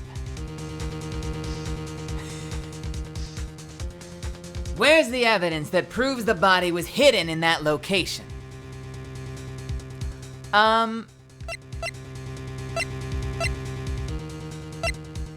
Throw that ass in a rhombus for me, lady. Throw that ass in a rhombus for me, lady. Where do we put this? And it has to be the bottle, right? Because they found the prescription bag on the corpse. The bag is empty, right? It has to be. Take that! Mr. Armstrong, do you recognize this bottle? No. I've never seen that ugly bottle before in my life. I only use the very best bottles, monsieur. The highest quality only for me. Where was that bottle found, Mr. Wright? Interestingly enough, Your Honor, it was found in the kitchen of Très Bien. Quoi? But I only ever use these bottles for my aromatherapy oils. But this bottle doesn't contain aromatherapy oil, Mr. Armstrong. No, it contains a medication. What kind of medication? I'm sure everyone remembers, don't they? That Mr. Elg visited an... Oh, no! That Mr. Elg... Otolaryngological. That Mr. Elg visited an otolaryngological clinic, Mister. I got the word right, and I fucked up the line and added an extra word, because I am a dumb person. Let's try that again. I'm sure the court remembers that Mr. Elg visited an and now I can't say it again. That Mr. Elg visited an otolaryngological... That Mr. Elg visited an otolaryngological clinic. I'm sure everyone in the court remembers that Mr. Elg visited an otolaryngological clinic and was given medication that day. You can't be serious. The defense had its contents of the bottle analyzed. The defense had the contents of the bottle analyzed. Hey, Colorfinger. And I have the lab results here. The contents of the bottle match the prescription that was given to Mr. Elg. Glenn Elg's murderer hid the body in the restaurant kitchen, at which time this bottle fell out of the victim's pocket. Mr. Armstrong, when the incident occurred, didn't you say you were in the kitchen? Mon Dieu! Yes, you know what I'm about to say. It was you who hid the victim's body. You did a fine job pretending to defend my client, Maggie Bird. However, you were setting her up to take the fall behind the poor girl's back. No! Order! This is an extraordinary development. A witness, did you murder Mr. Glenn Elg? Never! I could do no such. I could. Do you ever have a dream where you? I never. I could not do such an horrible thing. Uh-oh. He's erupting. No! No! Wait. Oh, that was Gatto? Let me try that again. No! No, wait. How the wait, why is he doing this? No! I don't want to do that. That's going to fuck my voice up. No! Glug. I did tell you we were doing 70% or less on some of these. What the? I thought it was him! Mr. Gatto? The bitterness. Every time I get lied to, I always down a mug of coffee. That's one of my rules. Do you have the slightest idea how many cups you've had by now? Then I like to do the same to the person who lied to me. I like to take him down with an empty cup. Listen up, chef. How about a brand new flavor in your ear? My H-deficient friend. Je vous demande pardon. Please, you must hear me out. It is a trap. Listen to me. Por favor. Por favor.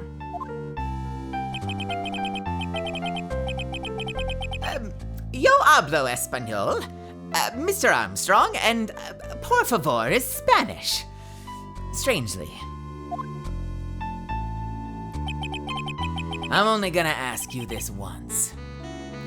Did you do it?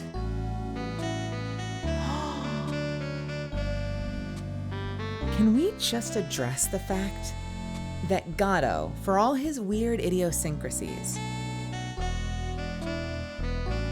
is trying to get the job done the right way? He's not lying. He's not setting up evidence. He's not manipulating shit. When we first fought Edgeworth, he was very much under the sway of Von Karma. So his only methodology was get the win at any cost, manipulate your way to victory.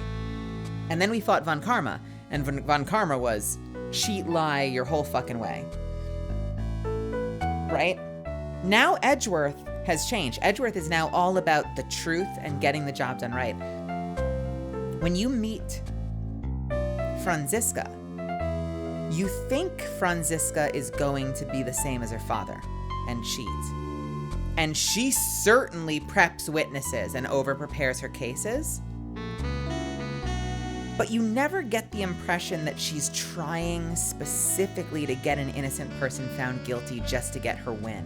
And in fact, more than once, we can talk about this at length some other time, but more than once, she lets the trial go on because she's not satisfied unless literally every single, and she physically abuses them. Okay, fine.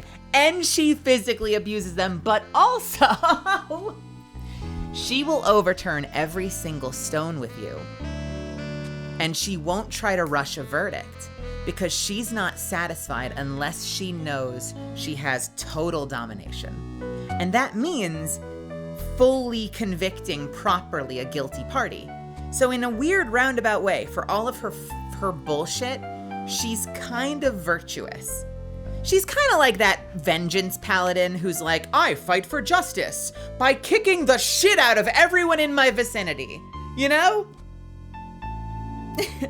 Franziska can have total domination over you, Maddie. And now we get to Gatto, who, like, he's not trying to cheat. He's not trying to, swindle his way into victories. He's trying to get the job done right. His only weird quirk is that for whatever reason, he seems to hate Phoenix, and we don't know why yet. He's rude. Yeah, he's rude as fuck. He's very curt. He's a little weird. But his biggest thing is that for some reason, he just hates Phoenix, and we don't know why. By the way, I can't breathe out of my nose right now, so if I'm super nasal, I apologize. I don't know what's been going on with me lately. The past 5 days, I don't know if there's a shitload of allergens in the air. I cannot breathe out of my nose all fucking week. I hate it. I hate it so much. All right. I'm only gonna ask you once. Did you do it? No, absolutely no.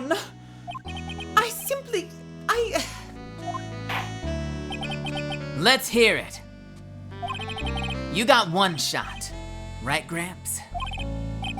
Witness. The court will permit you the chance to make one final statement. If you lie under oath again, Mr. Gatto's coffee mug awaits you. As does my gavel. It is clear. What do they always say in the movies? I've got a bad feeling about this. Very well. Begin your final testimony, Mr. Armstrong.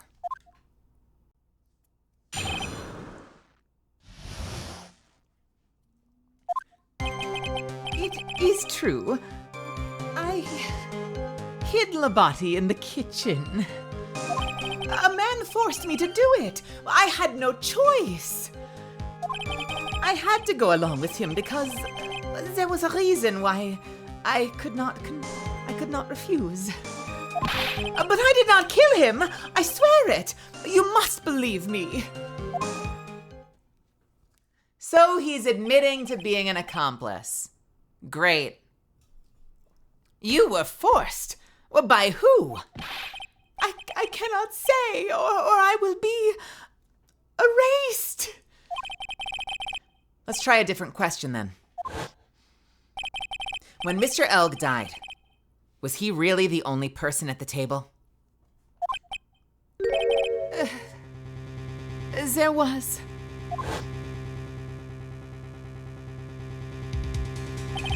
There was another man. I knew it. Maggie was telling the truth. You may cross-examine the witness now, Mr. Wright. There's just one more thing I need to do. I gotta break this guy and get him to tell me the name of the real killer.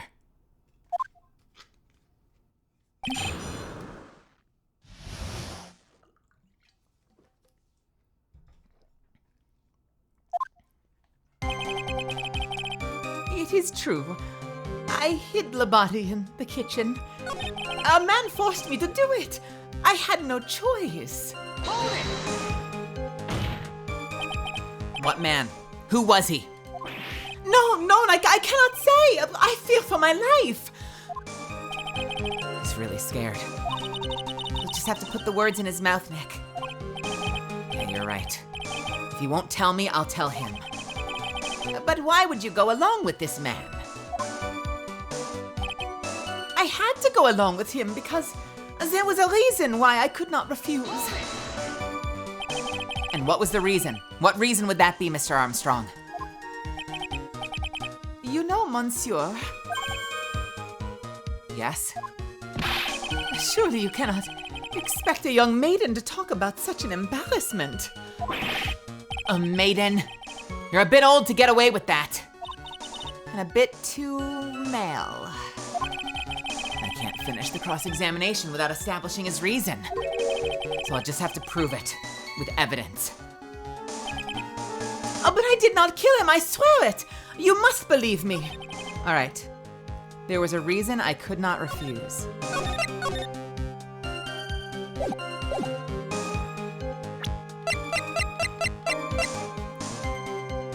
Objection!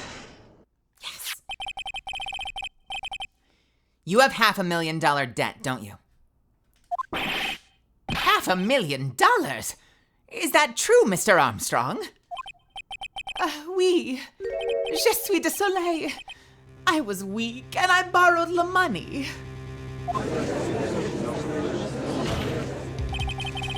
This is Mr. Armstrong's Achilles heel. And that's why you couldn't refuse anything asked of you by this man.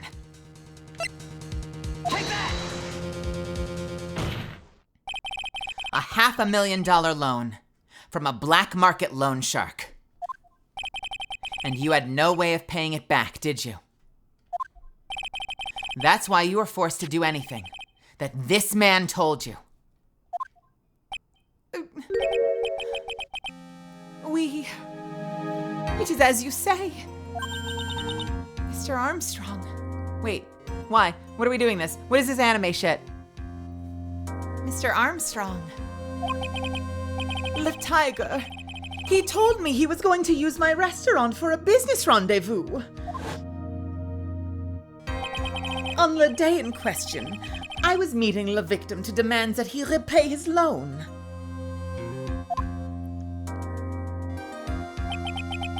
I don't know why it happened like that. Wait, what? Wait, what? Wait, what?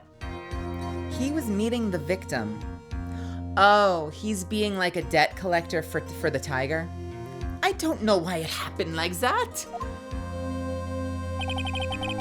I just did what he told me to do. I had no choice. I carried the body and the inconscient, I carried Labati and La Inconscient Maggie out of the dining area and into the kitchen. And after that, I tried to forget what I had seen. I think we can now safely say that the man who forced your hand was Mr. Furio Tigre.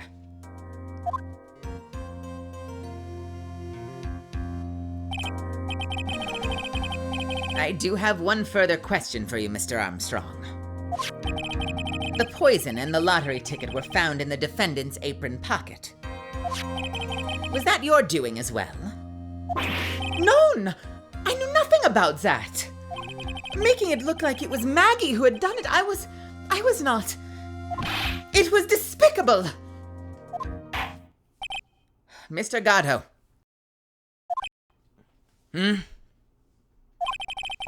You will summon this Furio Tigre as a swiftness? I was going to say as a swiftness. Why was I going to say that? You will summon this Furio Tigre as a witness.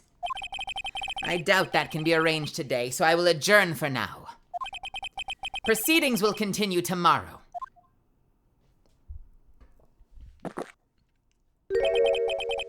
"30 minutes. What? The trial will go on. I'll see to it myself. I need half an hour to get that guy on the stand. Not a minute more. How the? Don't sit back and relax, just Don't sit back and relax yet, Trite. No one knows if that chef is really telling the truth or not. This trial could still go either way. Very well. Your request is granted, Mr. Gatto. We will resume once Mr. Tigre is ready to take the stand. Until then, court is adjourned for a 30-minute recess. Oh, we made it. We made it through halfway. We're halfway there, baby. Daenerys, welcome, welcome. All right, I'm gonna save. I am so desperate to breathe out of my nose. I can't breathe out of either nostril. I hate this. But I'm having so much fun tonight with you guys. I am gonna take a quick break, all right? I know Daenerys just got here, but I'm gonna take a quick break. I'm gonna hit the button. I'm gonna rest my voice for a second. I'm going to blow my nose about 100 times, and I will see you back here in just a second. We'll be right back in 3 minutes. So, BRB.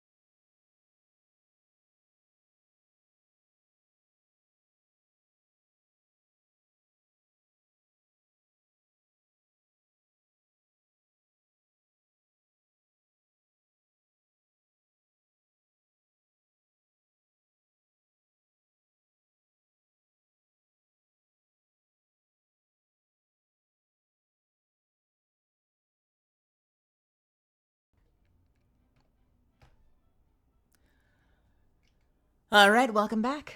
Here we go.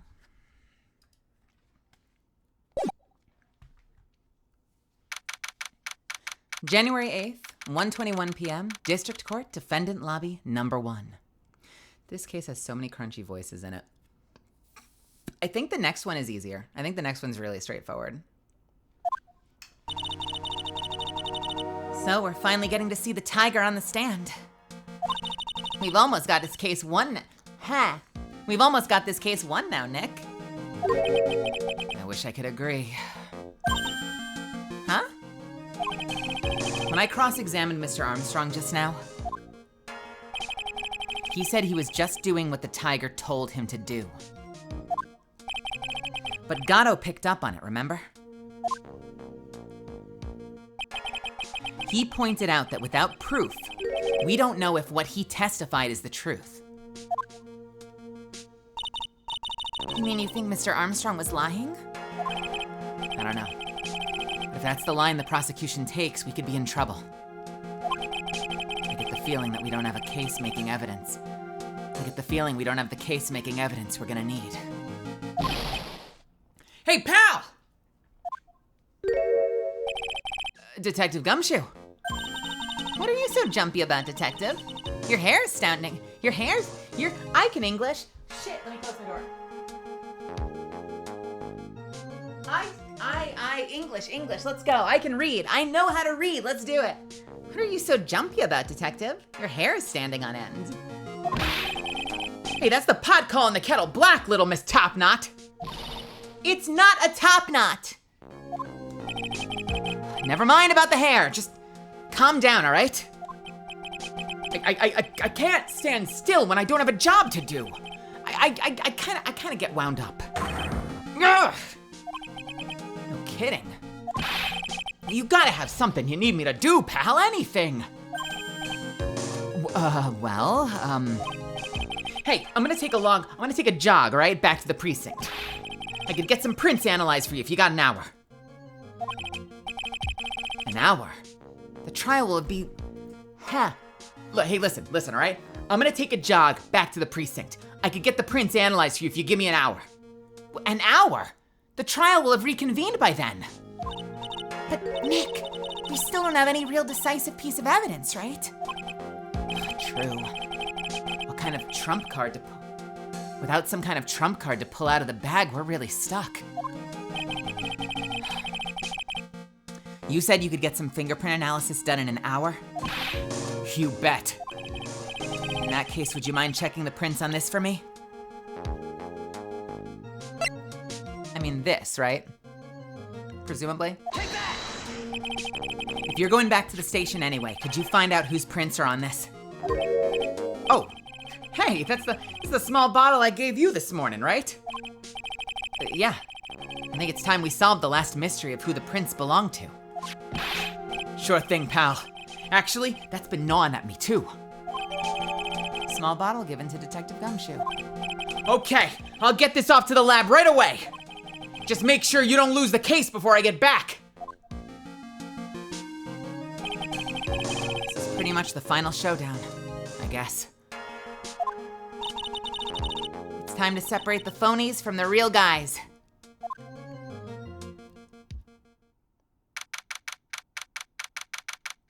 January 8th, 1:56 p.m., District Court, courtroom number 4. You're not wrong. We did get give us 5 minutes. We'll totally get the prints analyzed. No problem. Oh yeah, and when we dust it and immediately have I guess the difference is we had the dust with us and a collection of everyone's print data. That's really useful. I wish we could get that back.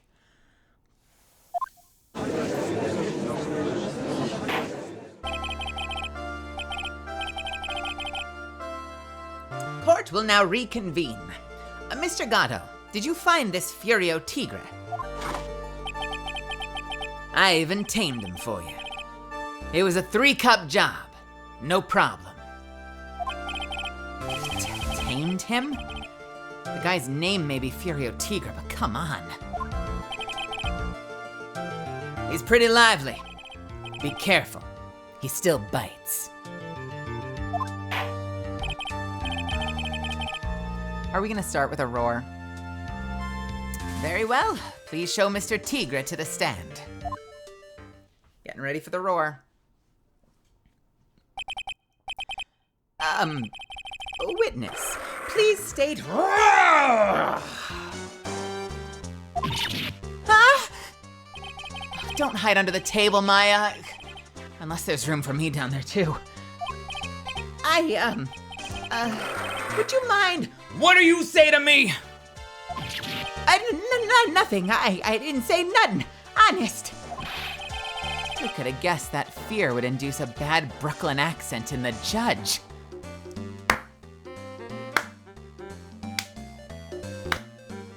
Couldn't have said it better myself. That about summarizes my performance as well.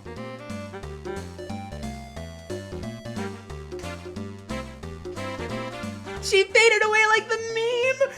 Oh my God, you're right. Gotta go.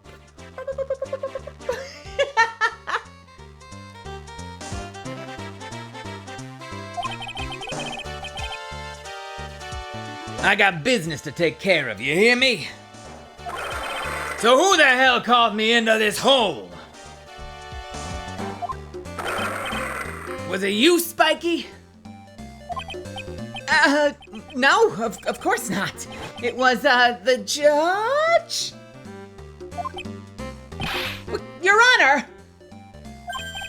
Oh, dear. I seem to have dropped my pen. Where on earth is it? Oh, don't mind me. Just carry on with the proceedings as normal. That is it. We're doomed. Maybe you didn't hear me. I said, who the hell was it that called me here? There's no need to shout. We can all hear you. What do you say? There's no point in struggling. You're caught in a snare. The relentless snare of the law. Let me try that again. You're caught in the snare. The relentless snare of the law. And I'm the one that hauled you in.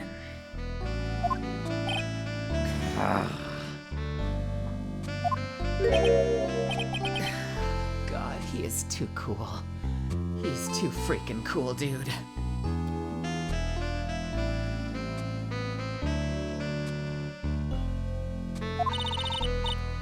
Don't let him get the better of you, Nick! Let's start with the basics. You know about the incident in question, correct? Incident? I don't know nothing about no stinking incident, mask boy. You mean you didn't attend the previous trial of Maggie Bird? Maggie who? I got more important things to do than watch courtroom dramas. Of course. Well, perhaps you could give us your testimony then. Maybe.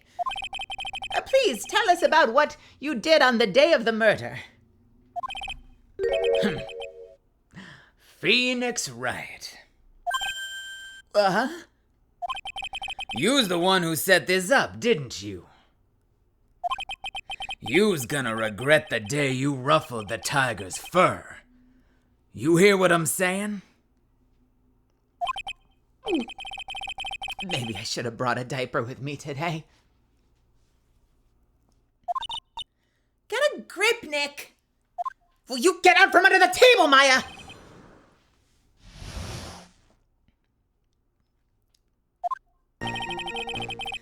I don't know nothing about no murder. I was tied up with business in December last year. Spent all my time in the office. I got whales lined up to borrow cash from Tenderlender every single day. I'm just realizing now, Tigra is like a bigger version of Gatto. I'm doing the same thing, but bigger. I'm realizing this with just a little bit of Al Pacino. Bad Al Pacino. That's like my guiding light for Tigra. Is if you remember like old passionate Al Pacino, the way he would do that, like He do that thing he's talking about. and that's like my whole guiding light for this character.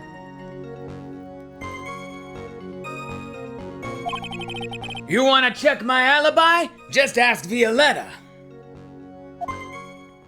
Have I seen Heat? God, have I seen Heat? I don't know if I've seen Heat. I'm sure it's one of those ones that's on the list and I should have seen it freaking ages ago. Robert De Niro, Al Pacino, Val Kilmer. Yo. Yeah, I should watch this. Ah, at last I found my pen. Very well then, Mr. Wright. Your cross-examination. What is it? Please, witness, if you could refrain from shouting out like that. I know the kind of games that guy in blue plays. That lowlife ain't no lawyer. He just punches away at stupid details until he wins. Lowlife? Me? Listen up, Smarty. Every time you ask me something that doesn't relate to this case, I'm gonna bill you $50,000, and you gonna borrow the cash from me. That's one loan contract I refuse to sign. And don't think it ain't gonna hurt when you tangle with the tiger.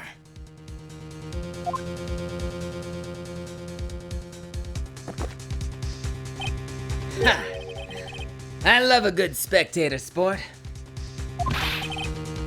Just a minute. Well, that's really not. This witness is, how can I put it? A hungry tiger roaming the urban jungle. Get on his bad side, and he'll bite everyone's heads off. Yours too. Well, very well. I have no choice but to impose a penalty system here.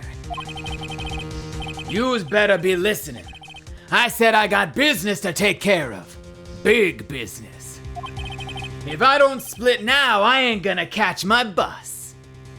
What? Wait, I'm sorry. That feels like it just undercut everything intimidating about this character. I'm a big businessman.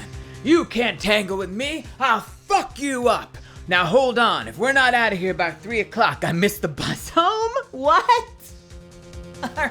Dude, I love this guy.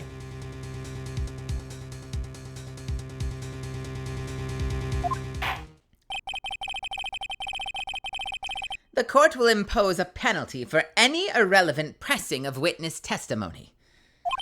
Keep that in mind as you begin your cross-examination, Mr. Wright.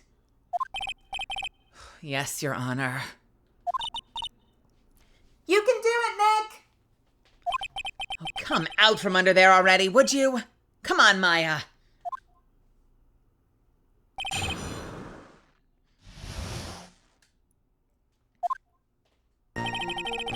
I don't know nothing about no murder. I was tied up with business in December last year. Spent all my time in the office. I got whales lined up to borrow cash from tender lender every day. I feel like I've changed his voice. I feel like when we met him, I had more Brooklyn, Boston happening, and now I don't even know what the fuck I'm doing for this guy. All right, sure. You wanna check my alibi? Just ask Violetta. Just think, all you have to do is press him on something irrelevant and bam, $50,000. Get real, Maya.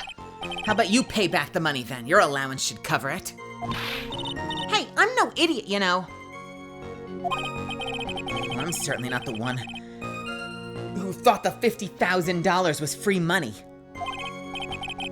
Anyway, I need to work this guy without pressing his testimony too hard. But his testimony's pretty solid as it is. I admit nothing jumps out at me as a contradiction. I've got to find something, some opening somewhere, or I need to make one. All right, let's see. I don't know nothing about no murder.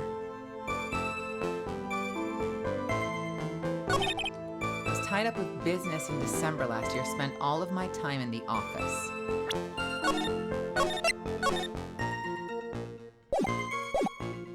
Can I present this? December 3rd, meet with the tiger. Objection! The answer is no.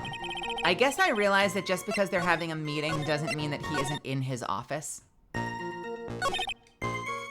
I got whales lined up to borrow cash from Tenderlender every single day. All right, let's actually just look through the evidence.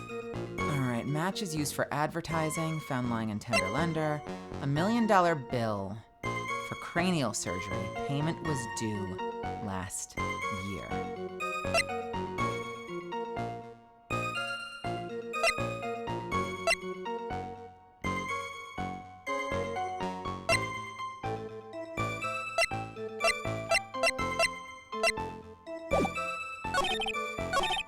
I love their use of the term whales.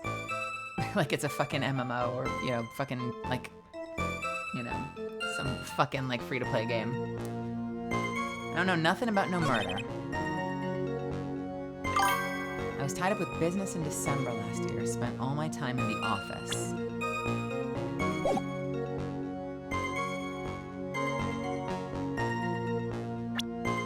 Spent all my time in the office. I feel like this is the thing we're challenging. Because we know he had an accident, right? We know he had an accident. We know that she had surgery. And we know that they're out a tremendous amount of money. I feel like it's this one. You want to check my alibi, just ask Violetta. You want to check my alibi?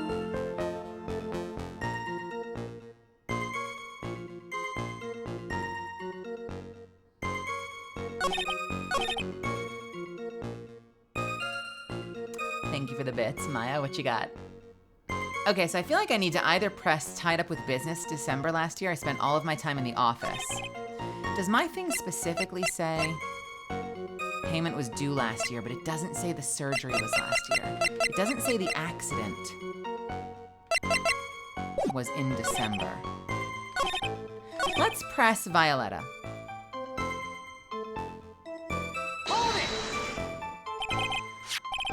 By Violetta, you're talking about the Cadaverini families? Yeah.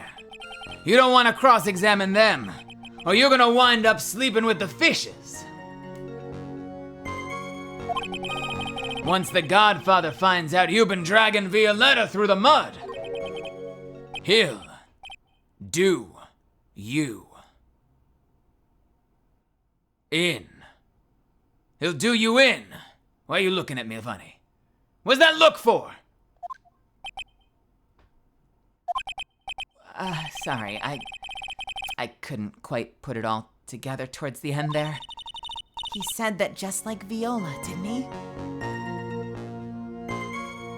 He said that just like Viola, didn't he? Oh, I get it, because Viola's like, I'll do you in. And he's like, I'll do you in.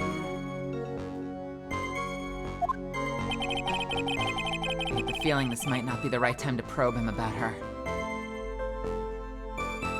Let's leave it for now. It's too dangerous to press things without knowing where they might end up. Okay, so I can ask questions, I just can't.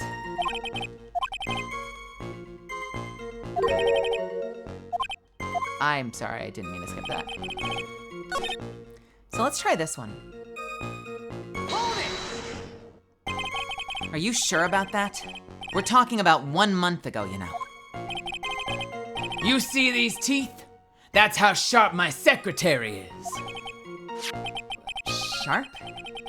Is he talking about Viola Cadaverini? She writes everything in my scheduler. December, mainly in the office. That's what it says. So that's where I was. Melly, I'm not gonna lie. I want Tigger to do an Al Pacino line, but it's falling apart, so I'll let you pick the line. Hell no! Oh, all right, give me options then at the very least. That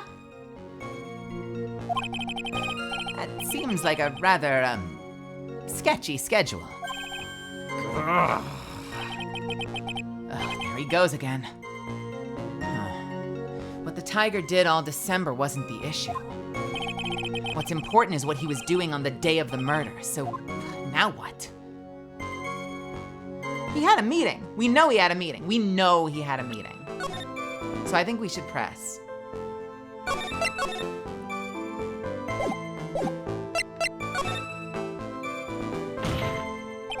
Mr. Tigra. What do you want? Well, if you wouldn't mind going into a bit more detail. This is a dead end, Trite, and you know it.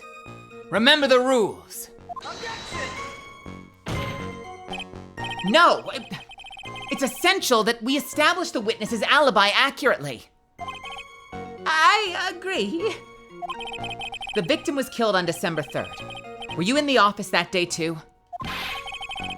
Maybe you ain't listening. Of course I was. I never set foot outside. I had meetings all day with a bunch of cats? Cool. I had meetings all day with a bunch of cats wanting to do business with me. I ain't never seen that young kid before. Now I'm mixing him with Gatto. God damn it. I ain't never seen that young kid before. That's better. That's closer to what I was doing, I think, originally.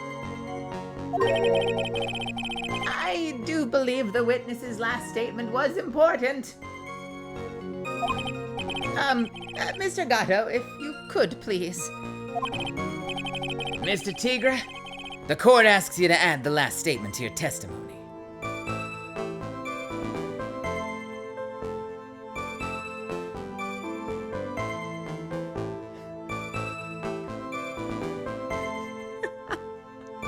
All right, sure. Fucking let's go. All right, hold please. My best.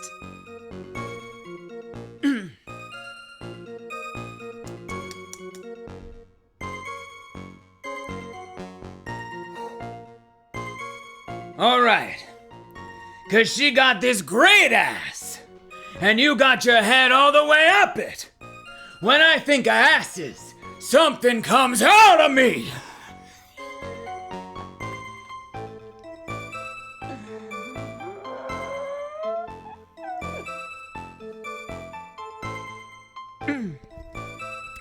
Thank you.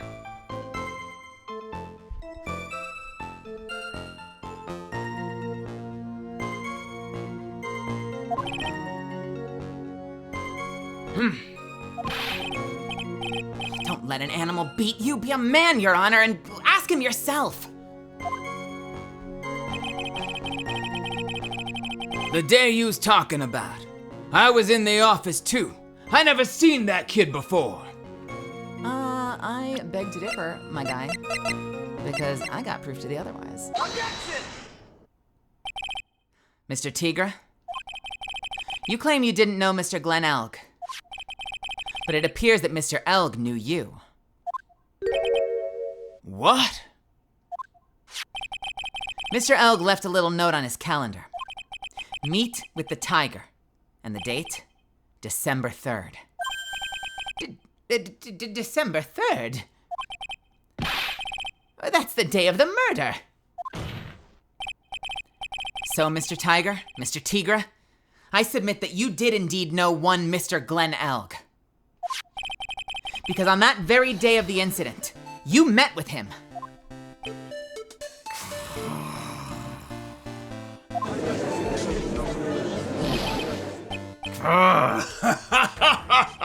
Not bad. You actually not bad. Sorry? I was just messing with yours to see how good you were. Did you hear that, Nick? He said you're not bad. It's one compliment I can do without. Plus, he's lying through his teeth. A witness, remember that you are under oath. Lies will not be tolerated. You calling me a liar? Is that what you doing? Ruh-roh. So you're saying that your claim to have never seen the kid before is the truth? I said I'm dead serious. You better believe that's the truth. Ha. Then I'd say that gives me time to enjoy another cup of pure black magic.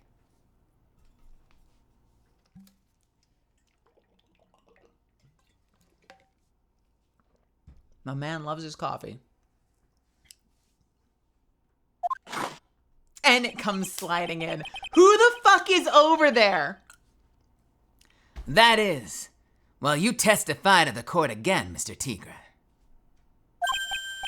Oh, yes. Would you mind indulging the court, witness? You never actually met the victim? That's gotta be a lie right there. It's time I nailed this guy.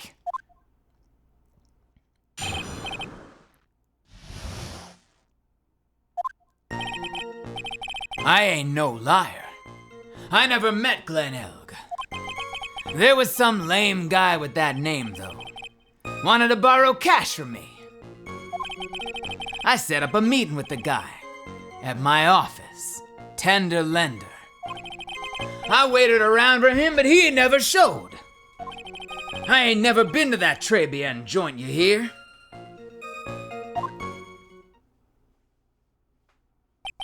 I see.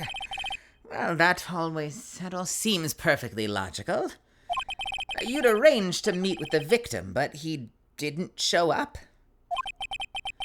I've heard it's pretty hard to keep appointments when you're dead.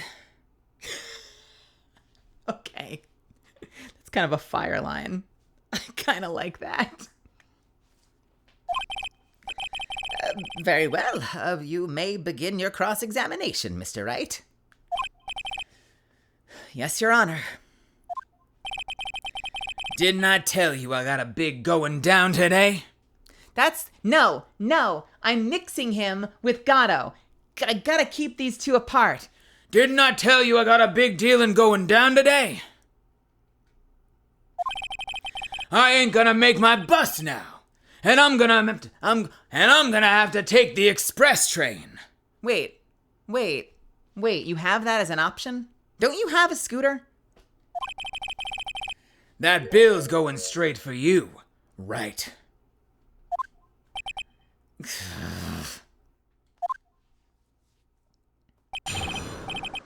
The victim, Glen Elg. I ain't no liar. I never met Glen Elg. There was some lame guy with that name, though. Wanted to borrow cash from me. Okay. I set up a meeting with that guy at my office, Tender Lender. I waited around for him, but he ain't never showed. What did we learn? Wait. What did we learn? What do we have? We've got to have something here, right?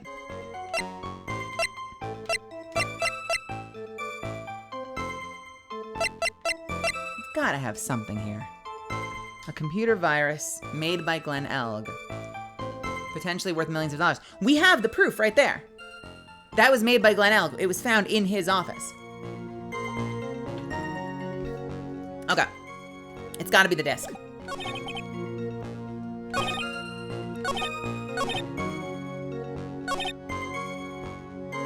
I ain't never been to that Trebian joint, you hear? Actually, it might be the matchbook. Found in Tender Lender. Mr. Tigra, is there something you'd like to tell the court about these matches? Matches? What are yous talking about? We found them in your office at Tender Lender. They're from that restaurant. What? If you've really never been to Trebian before, what was a book of matches from that restaurant doing at your desk? You's been snooping around in my stuff now too, wise guy? What are you, my ball and chain? Ain't no broad controlling me. Order! Well, witness, I think it's time you started telling us the truth, don't you? Grrr! Oh, I'm sorry. I'm terribly sorry. Forgive me. I ain't no pussy, cat. I don't go back on what I said. But okay. I was at the joint that day. What? But listen good, all right? I might have been there, but I never met that kid. Well, well, well. Looks like an order just came in for another testimony. Good night, Maya. Thanks for hanging out. I'm this close to proving it was him. He did meet Glenn Elg that day. And he did put poison in his coffee. He must have. At Très bien. You know what I love about this case? I love that we've known who this guy was from the frickin' start. We didn't meet him immediately, but we've had this guy described from the fricking start. The moment we meet Maggie, she literally describes a witness. Or she describes a person she witnessed being there. From the moment we meet her. And so we already know who this is. This is one of the only cases in Ace Attorney, I swear to God, where there is really no twist. There's been a lot of like hurdles and weird like hoops to jump through and like idiot testimony, but there has been no real twist as far as who the real villain is. I feel like we have all known who the real villain is this whole case. And it's just a matter of fucking pinning him to the wall, you know? And it's so dumb. He's so dumb. How is this guy, like, outsmarting everybody in this fucking game? He's a moron. Yeah, basically Red White might have been the only other one. Because, like, Red White, we literally saw him. Like, we literally saw him in the opening cinematic and knew it was him from the start of the case. Hey, Hern Dragon. I was supposed to meet with that kid at the restaurant that afternoon. When I opened the door to the joint, I saw one ugly scene. That guy was laid over the table, stiff as concrete.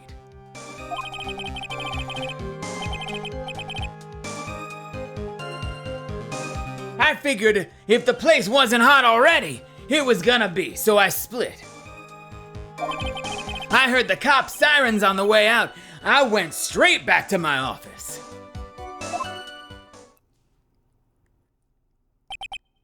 I see. So you didn't actually meet with him in the end, then? Well, Mr. Wright, your cross-examination, if you please. So wait, what did he just say? He said he was at the restaurant, but the guy died. And so he knew that it was about to get intense, so he got the fuck out. Yes, Your Honor. Hold it! If I wait around here any longer, I ain't even gonna... Fuck me. If I wait around here any longer, I ain't even gonna make the normal express. Oops, I said that wrong. Hang on, let me take a sip of water. Oof. Throat tightened for that. No more stupid questions. Ha! No problem. Anytime Trite presses you on something irrelevant, I'll see he pays a penalty. I'm mixing up these two characters so fucking bad. Mr. Gatto, that's my job. Your job is to slam that little hammer of yours and call a guilty verdict. So do it. Yes, sir. The Special Express ain't cheap, right? So just so yous know since you payin'. Oh, man. Doesn't the rule of law mean anything around here? Hey, Resistance. Et très bien. I was supposed to meet with the kid at the restaurant that afternoon. When I opened the door to the joint, I saw one ugly scene. The guy was laid out over the table stiff as concrete. I figured if the place wasn't hot already, it was gonna be, so I split. I heard the cops' sirens on the way out, and I went straight back to my office. I don't think that's true. I don't think that's true. Because it took a minute, didn't it? I swear to God, it took a minute for the cops to get there. Do we have evidence of that?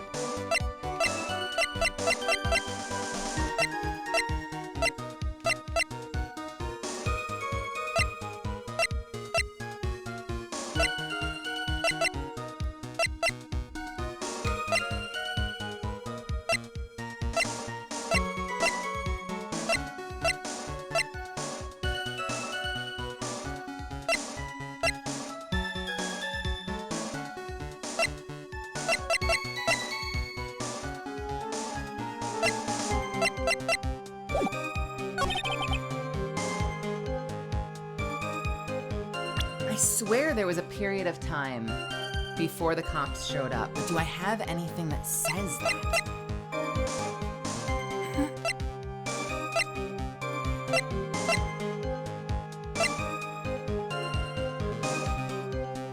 I broke the vase at my seat, I'm sorry. Blueprint of the crime scene. Time of death was between 1:30 and 2. Photo of the scene taken from the kitchen.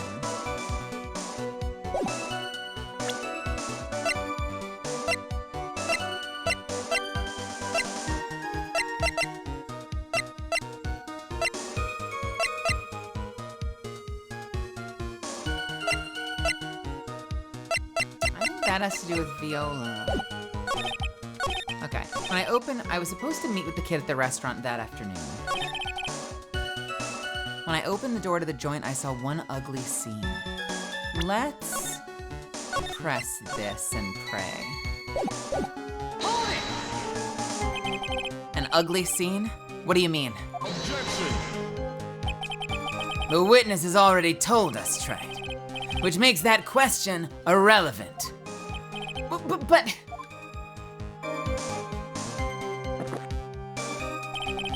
I limit myself to 17 cups of coffee during a trial. That's the rule.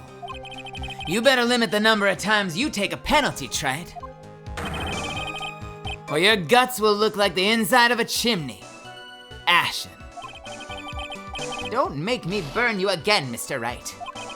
Guess I shouldn't have pressed him on that. Guess I'm gonna make the Special Express after all. So to recap, this ugly scene you saw was... Oh, he just said it. I'm a dummy. Right, I'm dumb. The guy was laid out over the table, stiff as concrete. I figured if the place wasn't hot already, it was gonna be, so I split. I want to know about this. You went straight back? Did a bout of guilt suddenly hit you for what you did? What are you trying to say? You trying to tell me yous ain't never been guilty of nothing?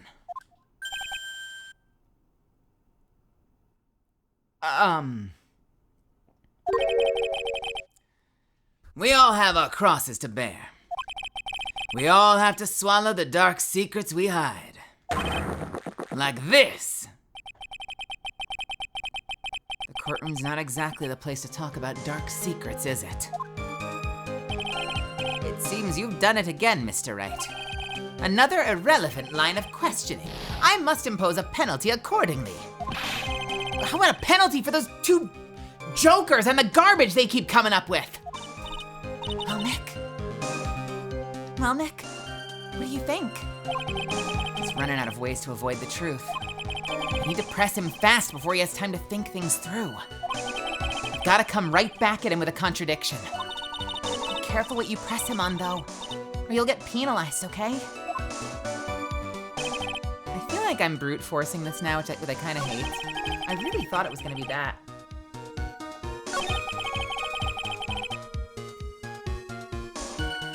Guy was laid out over the table, stiff as concrete.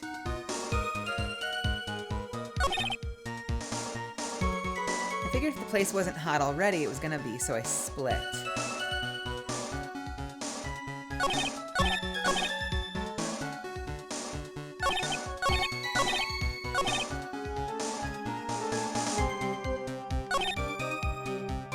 I kind of feel like I'm brute forcing it at this point. I don't necessarily know that I have something that's like a straight up contradiction, though. You know? Let's look at the picture real quick. This is taken from near the kitchen. Taken from near the kitchen means that there was a partition, so there's no way he'd see the body from the door. There's no fucking way. There's no fucking way. Here. Impossible. Never mind. Wait, hang on. Hang on. Okay, fine. So it's not the ugly scene. I've got to press him on what the guy looked like. Whatever. The guy was laid out over the table, stiff as concrete.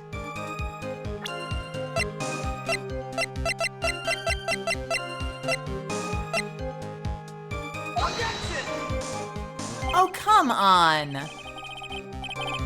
Oh, son of a bitch. All right, so do I have to press him and then present the evidence? It's gotta be this. It has to be. If that photo was taken from the kitchen, we know that there was a partition separating the victim from the door, so there is literally no way he could have opened the door and seen the body. Literally no way. You mean you saw Glenn Elg's dead body? I guess I did.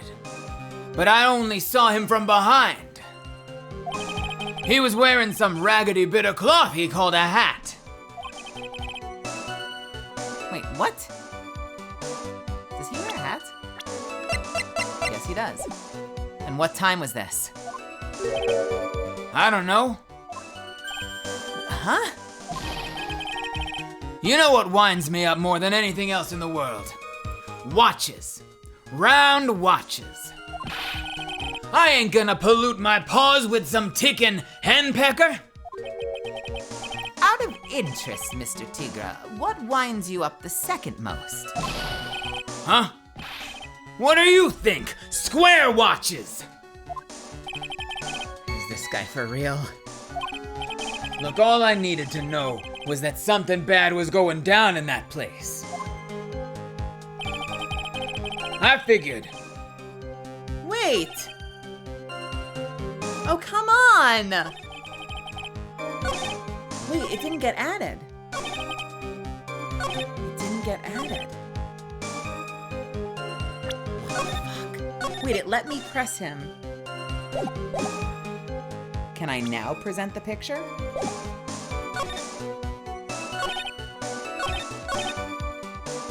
It let me press him. It didn't penalize me for pressing him. Hey, Randa Rave. But it didn't add anything. Maybe the map. Yeah, let's try the map. Yes, all right. You're something of a loan collecting pro, aren't you, Mr. Tigra? No one escapes the tiger's clutches. Well, I'm something of a lie detecting pro.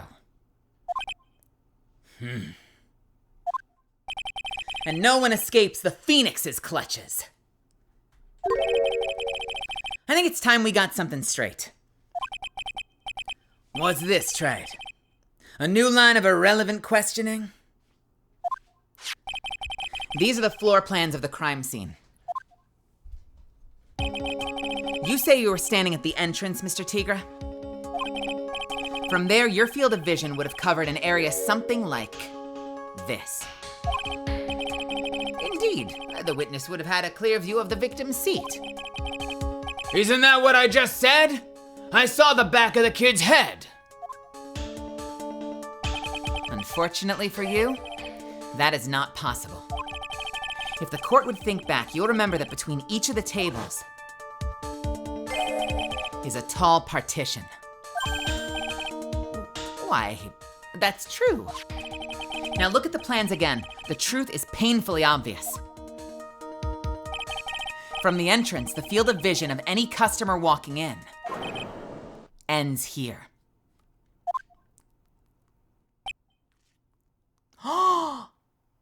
Uh-oh. Uh-oh. Look at him.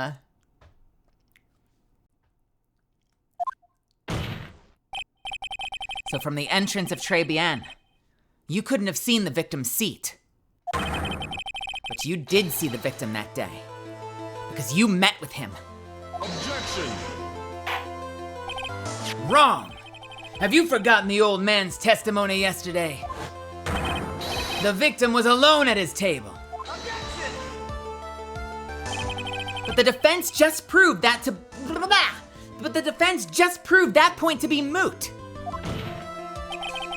The victim witnessed by Mr. Kudo was not Glenn Elg, but a fake. What? In order to have Mr. Kudo falsely testify, the real killer posed as the victim he had just killed and acted out the charade. That will do. This trial has gone on long enough without the obvious question being answered. Who exactly was this real killer who impersonated the victim? You say the killer murdered Glenn Elg, and then impersonated his victim in a performance for Victor Kudo? Well, in that case, Mr. Wright, reveal the identity of this criminal to the court. I mean, it's him, bro. Take that! Obviously, the killer is Furio Tigra. No one else could have done it. What? Well, witness?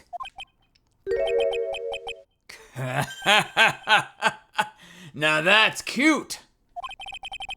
Yous think you can pin this on the tiger. Maybe yous don't understand. The tiger is the king of the jungle. So I dares you to say it again. Come on! You got the guts! You can't threaten me, Mr. Tigra. It's the defense. Go and tell the witness, Mr. Wright. Mr. Wright! Sounds to me like it must be you, old man. You got guts, I'll tell you that. Mr. Wright, don't leave me to handle this alone. Ha! Perhaps I can end this embarrassment. Mr. Gatto. Let's just go back over Mr. Kudos' testimony one more time. The old man didn't see the victim. Oh, no, no, no. All right, he's down here. The serving girl brought him a Javachino, but she put something in it. There's no question about it. She's conspicuously put some white powder in there. Was the victim? He saw the real victim or not? That doesn't matter. The fact remains he saw the accused put poison into the coffee. Yes, it was the waitress who poisoned the... Very impressive, Mr. Gatto. Waiting for my absence to launch your attack. Ha! Found your pen at last, right? It was, in my pocket. But anyway, Mr. Kudo witnessed two people that day. He saw the victim, the supposed Mr. Glenn Elg, and the waitress from behind. Yes, your point, Mr. Wright. I think the conclusion is obvious. Oh, you've got to be kidding me. You've got to be kidding me. What is this case? If this Glenn Elg was really the killer in disguise, then surely it's possible the waitress was also part of the show. What? You mean the waitress was an imposter as well? The defendant, Ms. Bird, fell unconscious immediately after the incident. and someone used her fainting to hatch an elaborate plan to pin the murder on her. Who on earth was it? Who was this waitress that Mr. Kudo witnessed? It's gotta be her. Take that! What? Who is this woman? Her name is Viola Cadaverini. She's an employee of Tender Lender. You's making a big mistake. Do you know who Violetta's grandfather is? You better be going home in an armored truck tonight, if you know what I mean.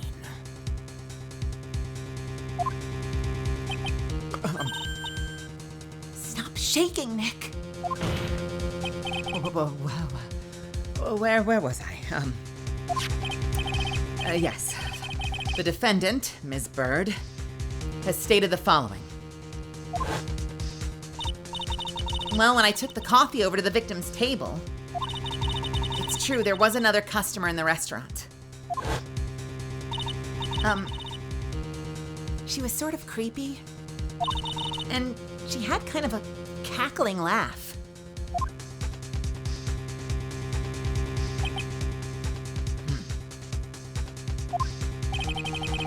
There are just too many contradictions in this case.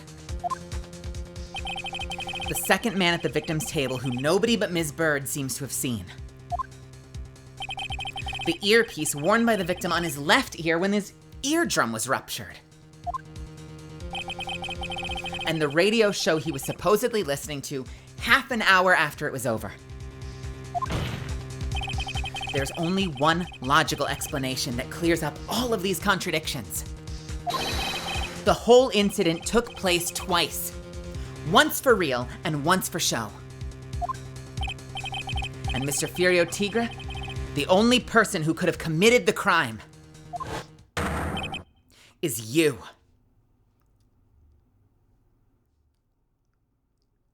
I feel like we're not there yet. I'm waiting for the breakdown, but I don't think we're there yet.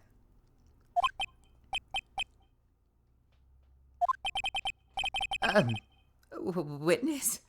What have you got to say? That's cute. Sorry. You's all right. I could do with a guy like you around. What do you mean? Okay, I'm in on this game. I'm gonna have to charter a jet to get me to my meeting now, but I'm gonna give you one more thing to think about before I go.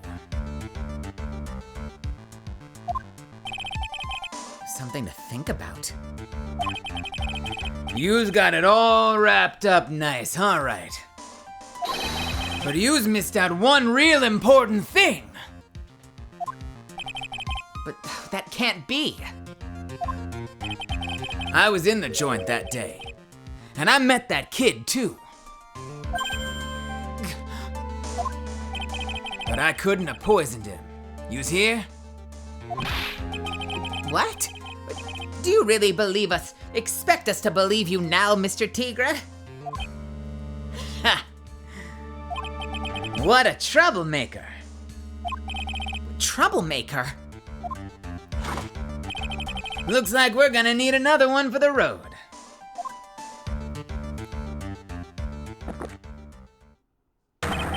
One more steaming hot cup of testimony. Indeed. Witness, you will explain yourself to the court. I will give you one more chance to testify. What happened that day at Trebian between yourself and the victim?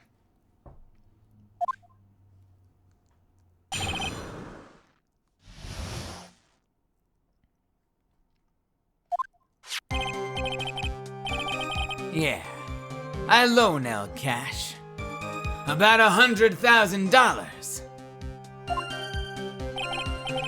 That day, he was due to have a little chat. The kid had hit his paycheck date, see?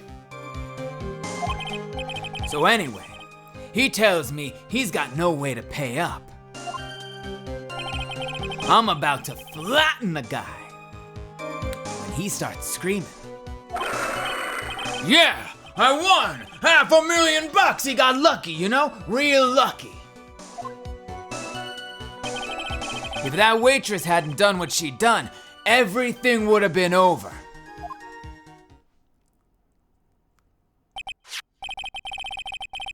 Now, I see that the principal amount you loaned to Mr. Elg was $50,000. Yeah, well, you got the You's got the vague? Vague?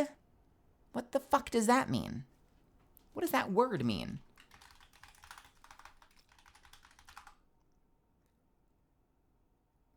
Vague? Use it in a sentence. Vigorish. That sounds like someone drunk trying to say licorice. An excessive rate of interest on a loan. Wait, you're literally saying the quiet part out loud. An excessive rate of interest on a loan, typically from an illegal moneylender. The percentage deducted from a gambler's winnings by the organizers of a game. Vigorish? That's a fucking thing?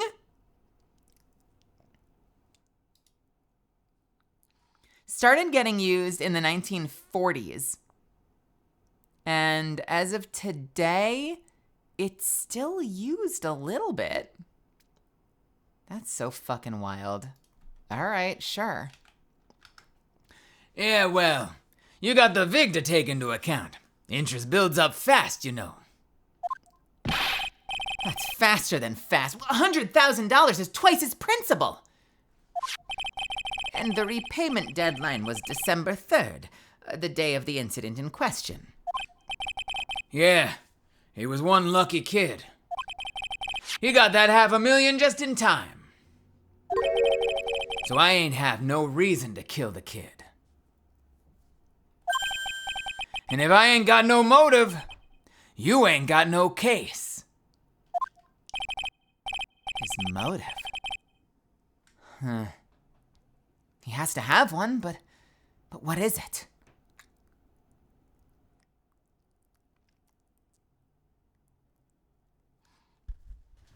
Okay. You want to know my theory? You want to know my theory? It's brilliant. It actually all adds up perfectly. It adds up fucking perfectly. Here's my theory. Okay? Now remember, why does he have Phoenix's hairstyle?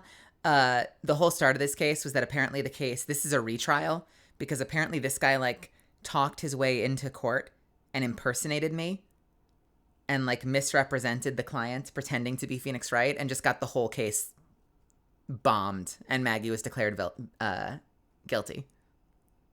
So he came in and he messed the whole thing up and Maggie was declared guilty and this is a retrial because it wasn't me. Like he was impersonating me with like a cardboard, literally a cardboard lawyer's badge. Here's my theory. All right. I think.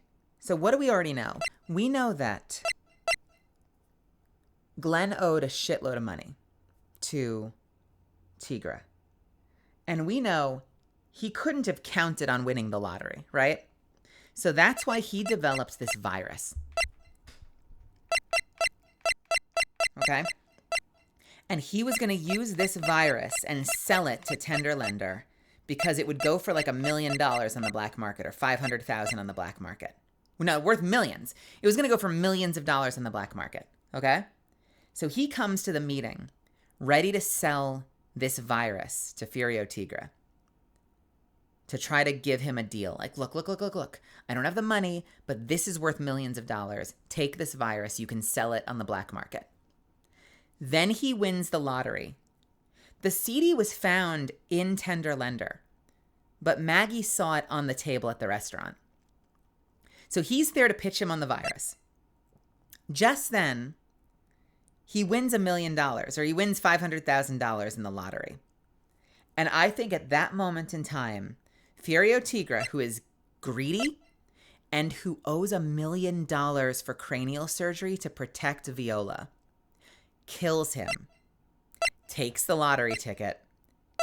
Takes the disc worth millions of dollars.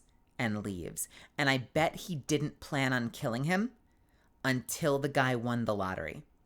And then in a moment of passion, I mean, we already know that they kill people, so it's not unreasonable that he had poison on him. In a moment of passion, he kills him, takes the disc, takes the lottery ticket. He's in the restaurant run by a guy that owes him money, so he says, "You gotta clean this up! Take the body! You hide it! I'll figure everything else out." We'll find out. Let's see if I'm right. His motive. He has to have one, but what is it?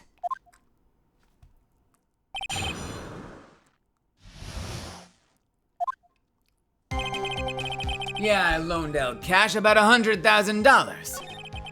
That day we was due to have a little chat. The kid had hit his paycheck date, see?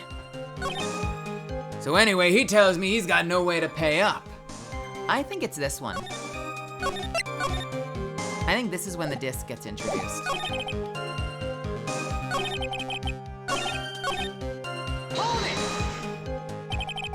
How much did he have left in his debt? You want it in round figures? About $100,000. That's the whole amount. We're talking about a guy who had 50 cents in his wallet. What, you telling me he wasn't even gonna pay for the coffee? He certainly seems to have been a brave man, this Mr. Elg. That guy was smooth, I'll tell you, real smooth. You'll have your money in less than 5 minutes, that's what he says to me. The guy then calls me the Tender Tiger. He was skating on thin ice with me. Okay. Well, that's a platinum. Okay, so that didn't get me in trouble, but it didn't get anything added.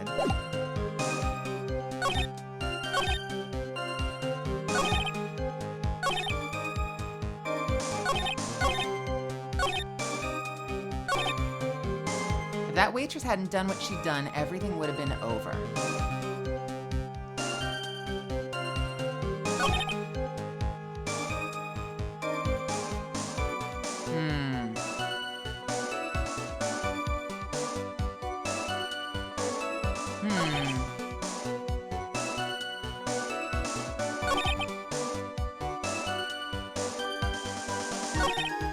Let's press this. If that waitress hadn't done what she done, everything would have been over. The waitress. You mean... The girl with the glasses in the defendant's chair. Who else could I mean? If she hadn't got in the way, things would have been bada bing, bada boom, over and done with. Maybe I should push a little on this. Ask about what Maggie did. Ask how things would have been. Let's think about this. Ask what Maggie did.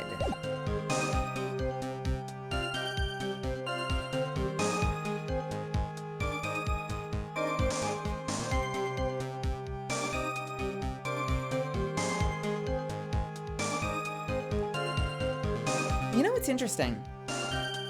He said he hasn't been following the trial, right? He said he hasn't cared. So he shouldn't know, right? He shouldn't know. No, we did recap it in front of him, though. We did recap it in front of him, so he would know just from testimony, like from our back and forth squabble, that she poisoned him. That's how things would have been. Everything would have been over. Everything would have been over. By the way, we still have this newspaper.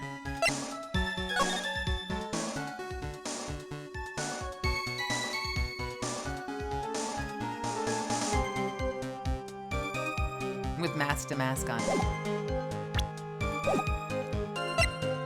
Ugh, how things would have been if she hadn't done what she did. Let's ask about what Maggie did.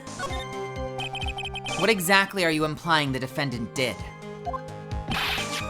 How about you go ask Four Eyes about that $500,000 ticket? She wanted it so bad. She poisoned Elg's coffee. A likely theory. Your word hasn't held water lately, Mr. Tigra. Objection. Let's not forget this witness was actually at the scene, Trite. The law don't exactly agree with some of the details I sent down, with some of the deals I sent down. I couldn't be there when the cops showed up, so I split. I see. Your Honor, the witness's last few statements are worth a good 2 cups of coffee. I concur, Mr. Gatto. You will amend your testimony accordingly, witness.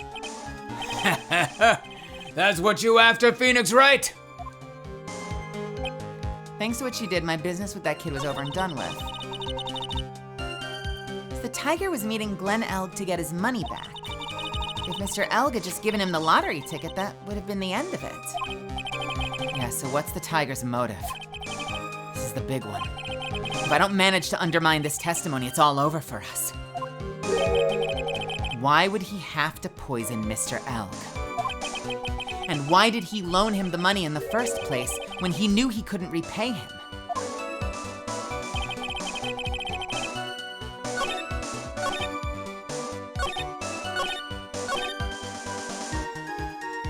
Wait, they didn't update the testimony, did they?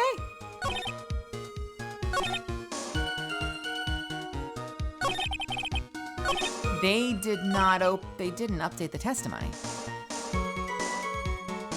Thanks to what you did, my business with that kid was over. Thanks to what she did, my business with that kid was over. Thanks to what she... Okay, so it said, if it weren't for what she did, my business with that kid would have been over. Now it says, thanks to what she did, my business with that kid was over. Oh, that's weird. The Tiger's trying to pin the crime on Maggie.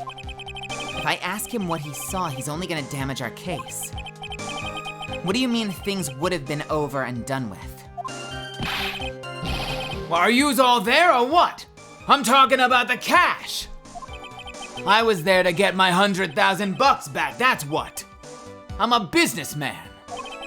It was all coming together before the witness got in the way. As far as I can tell from the witness's testimony, other than recouping his loan, Mr. Tigra had no motive for killing the victim. Well, Mr. Wright, are you happy with the testimony or would you like it amended? Let's have it amended. I'm not gonna get anywhere with the testimony as it stands. Your Honor, the defense would like the testimony amended. Very well. Witness, you will amend your testimony to reflect your recent statements, please. I was after the 100,000. I was after the 100,000. I didn't have no other reason to kill the guy.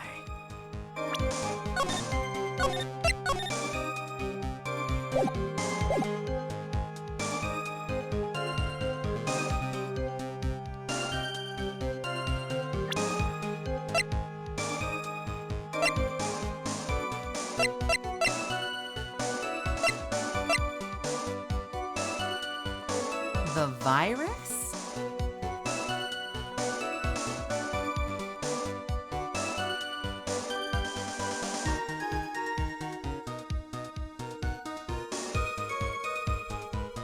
Okay, so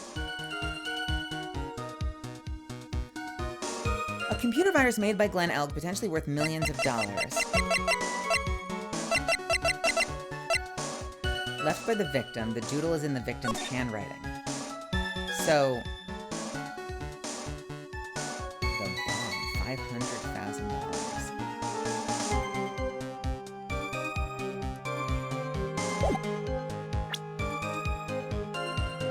So, I mean, I think the reason he had to kill the guy was because he wanted, maybe it's because he wanted the disc? I wonder if the victim ran his mouth. What if the victim said, Look, I made this disc, and if I sell it on the black market, I can make millions of dollars. And then I can give you back the $100,000 I owe you. And what if Tigra was then like, I'm sorry, how much is that disc worth? Well, millions of dollars, but like I would easily have the $100,000 from that sale to pay you back what I owe you. And then he does a little mental math and is like, I need $1 million bare minimum for the cranial surgery debt. And I'm also a greedy shitface. So I want that disc. And after all, we did find it in his office. Let's try it. Objection! So you just intended to get back the $100,000 Mr. Elg owed you, correct? You could make the same case about the lottery ticket too. If he's like, I just won $500,000, and he's like, now I can pay you back the $100,000 I owe you. He could be like, How about you give me the whole ticket? you know, like, The debt just went up. you know, like maybe that's what happened. Like, dude ran his mouth in front of him. So you just intended to get back the $100,000 Mr. Elg owed you, correct? I loaned the guy the cash, so that's my right. Bullshit. I mean, unfortunately for Mr. Elg. I don't believe the $100,000 is what you were really after. Objection! What are you getting at, Trite? What else would a moneylender be after other than the money? Oh, the money lender was after money. But money in a totally different league. The kind of money that a single disc like this would fetch. What is that? A computer virus, Your Honor. A virus called MC Bomber. A computer virus? What does one of those do? A computer virus is a program that wreaks havoc on the insides of a computer. A computer? Well, what does one of those do? I guess the beard isn't the only part of his honor that is from the Stone Age. I'll explain it to you later, Your Honor. Right now, this is the important part. A virus like MC Bomber would be worth several $1 million on the black market. Several $1 million? Lending money with no hope of ever seeing repayment would normally be bad for business. But in this case, the very fact that Glenn Elg had no way to repay his money is crucial. What? Glenn Elg was a programmer, a highly skilled programmer. That skill was the collateral Mr. Elg put up in order to borrow the money. Objection! You're trying to suggest the witness's motive was to get a hold of that program? Exactly. The witness may have been The witness may have had poor fashion sense, but he's by no means an idiot, Trite. A man like him could get his hands on $1 million without resorting to murder. Of course he could, provided that he had time. But what if he'd needed the money right then? When the pressure's on, the luxury of choice tends to disappear. It seems you have a logical conclusion for this theory, Mr. Wright. Would you care to share it with us? Why did Mr. Tigre need the money to the tune of $1 million? I'd like to point out that we literally just said the disc was worth several $1 million. So the only reason the judge is mishearing it and saying to the tune of $1 million is specifically to key us into the evidence. Why did he need the money? And need the money was not even part of the conversation. Well, no, I guess it was. He says when shit gets rough, you lose the ability to make your decisions, right? He says like when the pressure's on, you have to act fast. You don't have the luxury of choice, right? But the $1 million, it's supposed to be several. It's $1 million because they're trying to clue us into the medical papers. Take that! In December of last year, you found yourself in need of a huge amount of money. About 6 months ago, you were involved in a traffic accident, weren't you? An accident involving a car and a scooter, in which a young woman was injured. She was taken to the hospital where she underwent surgery. How much of this do you know? These medical papers document the treatment of the young woman in question. According to these, her operation cost $1 million. And yet when payment was due last month, you somehow managed to pay it in full. $1 million? A preposterous sum. Someone should sue these HMOs. Ha! No one would pay a bill like that. If the medical association got wind of it, the hospital would end up as dead as a morgue. But Mr. Tigre had no choice but to pay. Because his very life depended on it.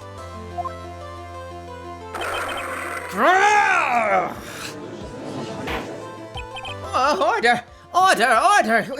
You say his life depended on it, Mr. Wright. Indeed it did. Simply because the injured woman was none other than Viola Cadaverini. Did you say Cadaverini? Bruto Cadaverini, mob boss in charge of all underworld activities in the city. And doting grandfather to his precious Violetta, also known as Viola Cadaverini.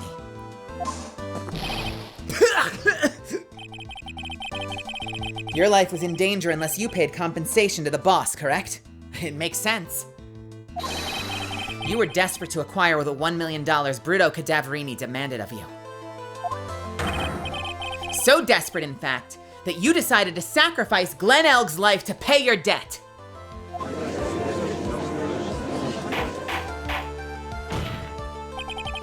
On the day of the murder, Mr. Tigre's sole intention was to get his hands on that CD. Glen Elg had no way of paying back the $100,000, and Mr. Tigre knew it. But then, a miracle happened. The kind that Mr. Tigre would prefer to say never happened. That's a weird line. The kind that Mr. Tigre would have preferred to say never happened. But he can't. And neither can I. The lottery win? Exactly. At the 11th hour, Mr. Elg won $500,000 on the lottery, which left Mr. Tigre with no way of getting his hands on the all-important CD.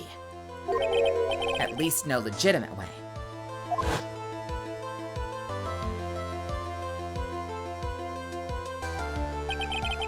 So he resorted to illegitimate means.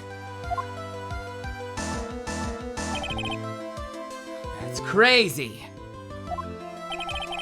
He murdered Glen Elg, and then made his next move. To frame Maggie Bird for the crime. Mr. Tigre posed as Glen Elg, while Viola Cadaverini played the role of Miss Bird. And then they reenacted the whole thing in order to establish a witness.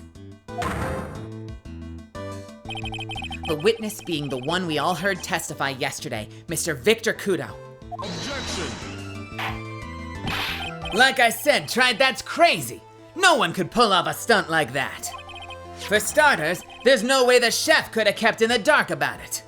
There's no way the chef could have been kept in the dark about it. But Mr. Armstrong was in on it from the very beginning.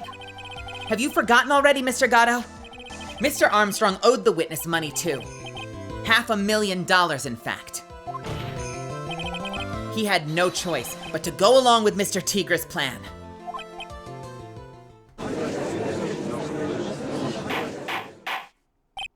Order! Order! Silence, or I will get this courtroom.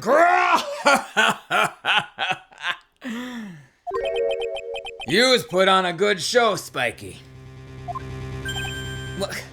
What? If yous want to stay alive in the loan shark business, You gotta be careful.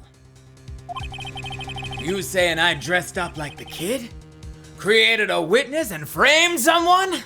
If I did something crazy like that, I leave a trail as bright as my shirt. I ain't dumb enough to do something sloppy like that. I agree.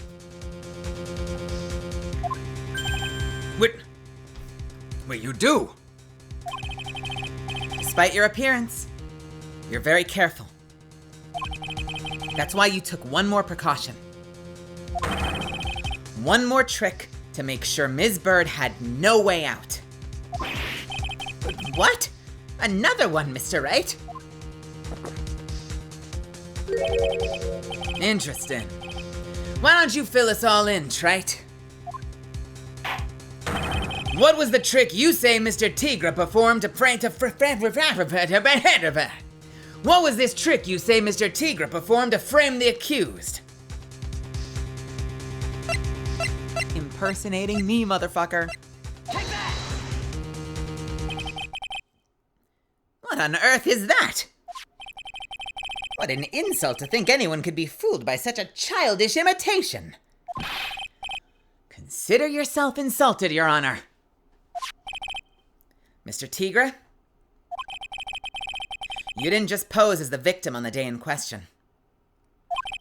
A month ago, in this very court, you posed as me.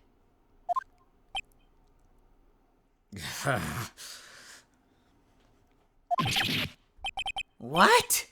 That's the truth. But the witness looks nothing like you, Mr. Wright. But although, now that I think about it, it was you, wasn't it? No doubt it was you standing in here, this very court, a mere month ago. The Phoenix Wright who put up the most disreputable, shabby defense I've ever seen. Objection! Can you prove that, Gramps? Prove the attorney who represented the accused here a month ago was this man? Are you prepared to take the stand and testify that it was him? Him? Hey, yeah, oh, wait. Hey, forget about it, eh? What? I wouldn't do something like that. Not me.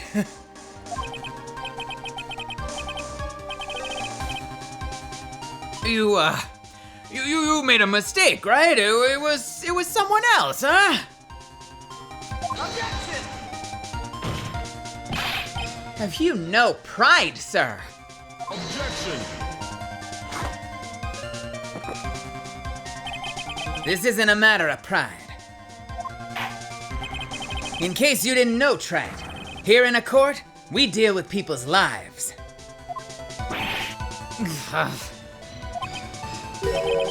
Have a good night, Go-Go. Well, Mr. Go-Go is right. Your Honor! Speaking for myself, I'm absolutely convinced. The attorney in question was the witness standing before me now. However, I preside over this court as the judge, with the vested power to hand down a verdict. Someone in my position cannot be swayed by a memory without evidence to support it. No! If the defendant has no further evidence, the court will now excuse the witness. The circumstances surrounding Mr. Tigra are dubious for sure, but not conclusive. But we've come so far! You say he impersonated Glen Elg? You say he impersonated you. But none of that adds up to a murder charge. You don't have a shred of evidence to wit the Shit, fuck me. One more time.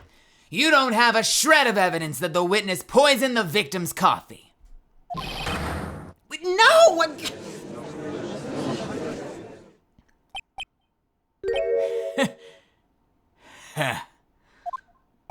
What? Sucks to be you, right? Don't mess with the tiger, or you're gonna get mauled! You got that? All we managed to do here was chase him around a bit. But I was so close to getting him to admit his own guilt. Ha! Looks like I won't be needing a refill. Let me try it again. Looks like I won't be needing a refill. If I just had one more piece of evidence. One more piece of evidence, and maybe I could get Maggie off the hook. This witness's cross-examination is over. You are free to go, Mr. Tigre. Yes! Your Honor, sir!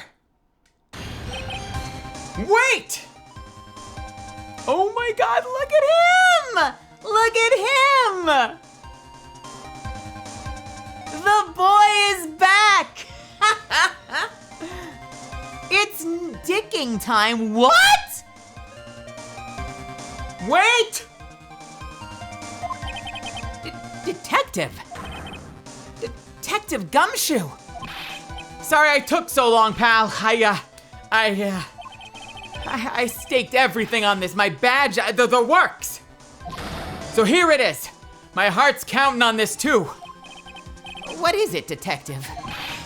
Isn't it obvious, pal?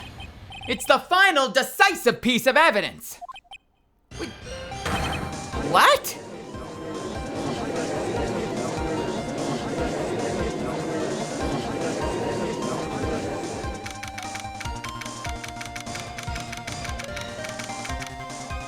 January 8th, 2:48 p.m., District Court Defendant Lobby Number 1.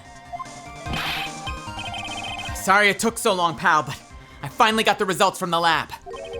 The results? About the prints, pal. From the medicine bottle. Oh, so do you know whose prints they belong to? Do you think I'm some kind of hack detective? Of course I know. So tell us. They're the tigers, right? I knew it. You bet. Clear as crystal all over the bottle. They're Furio Tigra's paw prints, all right. That's great. We've got him now, Nick.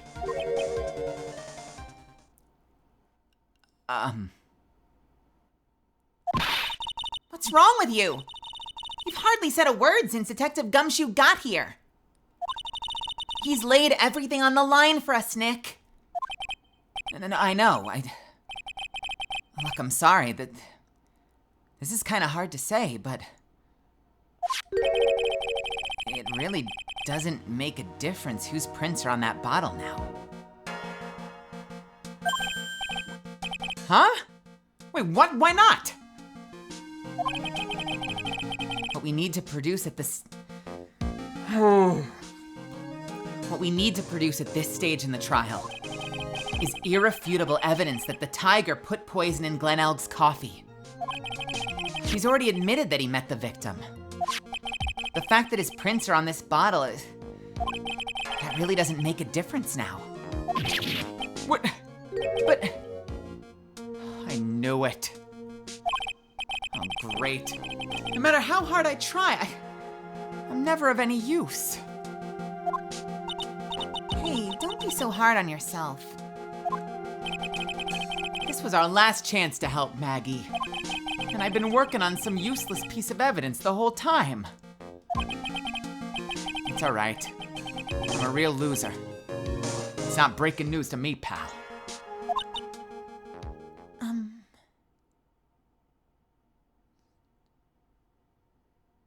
Who is this? This is either Maggie or it's Violetta or Viola. Is it Maggie or Viola?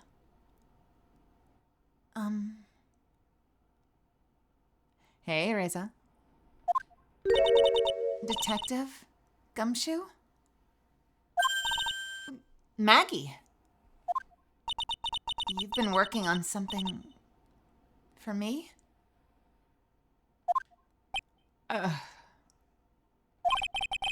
Sorry I let you down, Maggie. I know you didn't do it.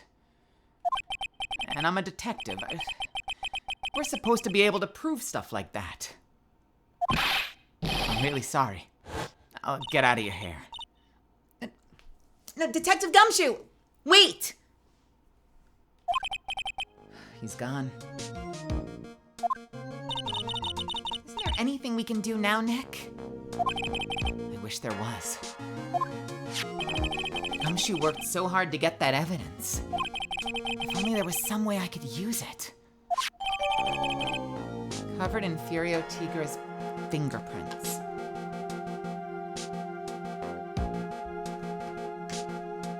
Okay.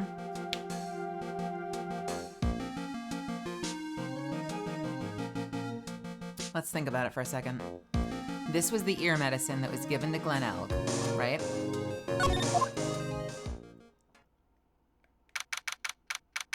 January 8th, 3:04 p.m., District Court, courtroom number 4.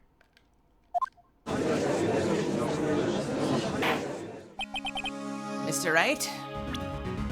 So, Glenn Elg received the prescription from his doctor. It had the medication in it. The medication was taken out of his bag and was found in the kitchen.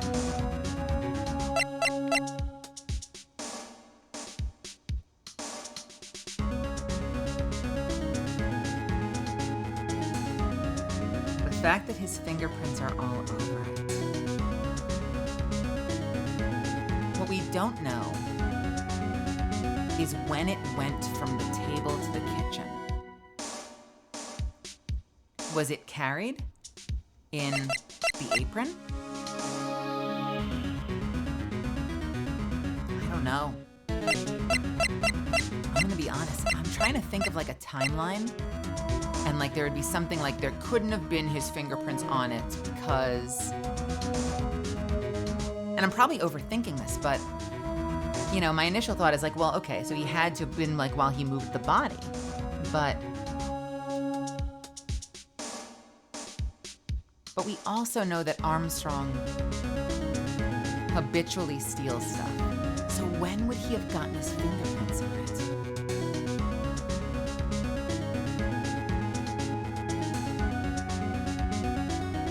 I think this is gonna have to come down to when could he have possibly touched the bottle, right? When could he have possibly touched the bottle, but the bottle then got to the kitchen? It doesn't have the chef's fingerprints on it, so it couldn't have been stolen by the chef. It has Tigra's fingerprints on it. And if you just... shit. Yeah, I'm not sure. I've got a line of thinking, but I'm not entirely sure. Here we go. Actually, Misfits, I've got an ad I can't skip in just a second. So I'm gonna go ahead and hit the 3-minute button. I'll see you back here in 3 minutes and we'll wrap up the case. Sound good? All right, this is your time. If you wanna stretch your legs, hit the restroom, refill your water, change into something cozy, do what you need to do now, because we're probably riding it out to the end after this. So I will see you in just a few minutes, okay?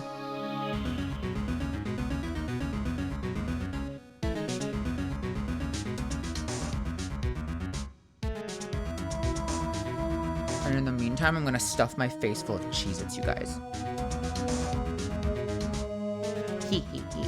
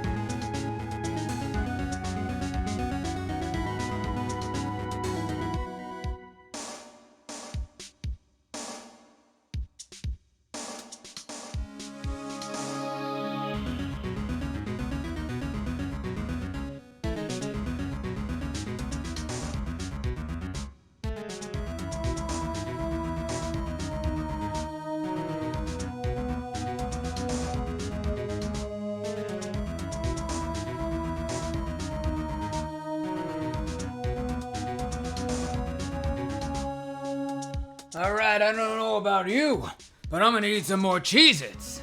Hey, welcome back, everybody. Hum. Hum. Mm-hmm. Mm-hmm.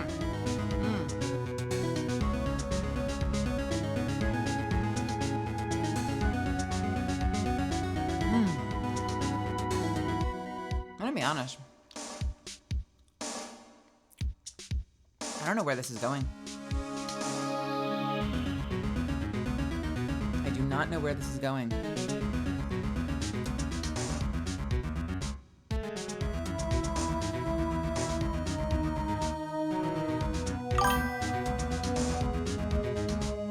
The Queen has I entered feel like the I chat. know. Her brilliance shines brighter than 1,000 suns, and her charm is more powerful than any Why? heart could ever capture. If hotness were a crime, she'd be the most wanted outlaw in the universe. Thank you. Brutus. Thank you, Brutus. How are you, honey? Here, take a seat. We're finishing up the case. So we know we need to figure out, there must have been some moment that Tigra got his hands on the medication that should not have been possible, right? That's the only thing I can think of. So we'll see. We'll see where we go. Mr. Wright. Yes, Your Honor. I granted you a recess so you could prepare this decisive evidence you've discovered. Yes. Don't keep us all in suspense, right? Show us. Naturally. We can assume it's evidence that will actually stand up in court, can't we? Think, Phoenix. Don't let Gumshoe's hard work go to waste. How much more of my time are you gonna waste? I ain't been to no court before. But yous lawyers sure know how to blow things out of proportion.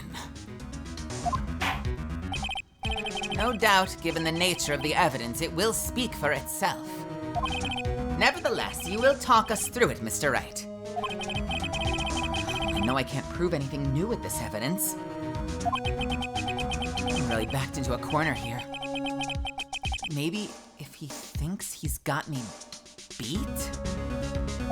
He'll let his guard down a bit?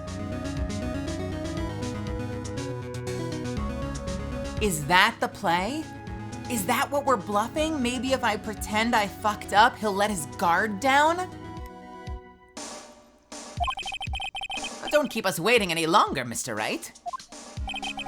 Present this final decisive piece of evidence to the court. What? Have some weenies! I brought weenies! Who wants weenies? Take that! This is the defendant's final piece of evidence. Isn't that the victim's? Your Honor? Naturally, the court is already aware of the contents of this bottle. He's gonna put on a show. Watch this, watch this, watch this. This is gonna be like a YouTube documentary. Naturally, the court is already aware of the contents of this bottle. However, interesting new information has come to light. We have clearly identified some fingerprints on it. Fingerprints belonging to you, Mr. Tigre. What?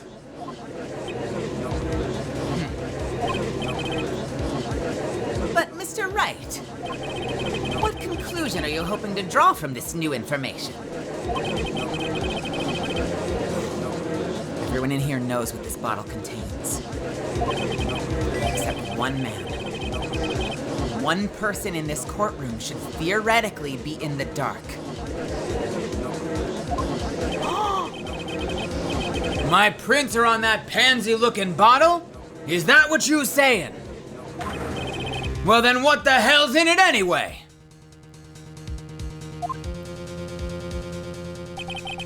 Phony trial, a phony lawyer, and phony clues. Everything about this case has been phony. Seems like the perfect excuse for some phony evidence. Mr. Tigre, this is the decisive evidence of guilt. That's not the line. This is the decisive piece of evidence that will prove your guilt. Why? Because it contains...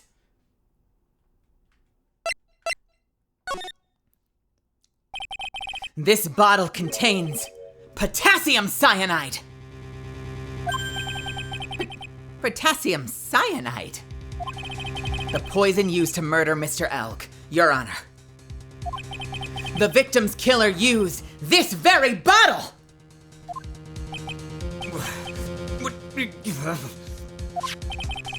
And on this bottle, Mr. Tigre, we found your fingerprints. Well, how do you explain that?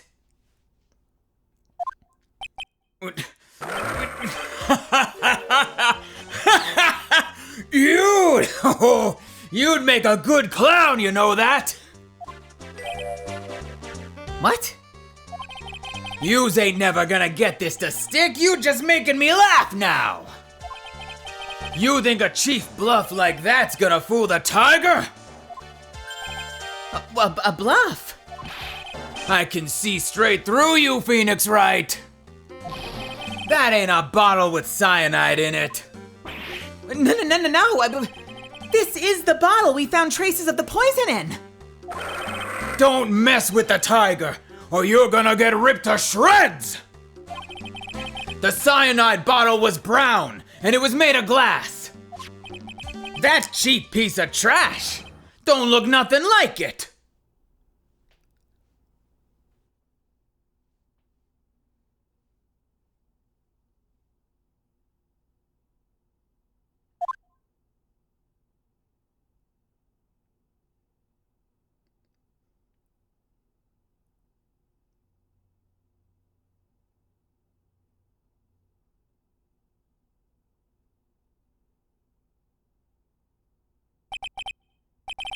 Got him.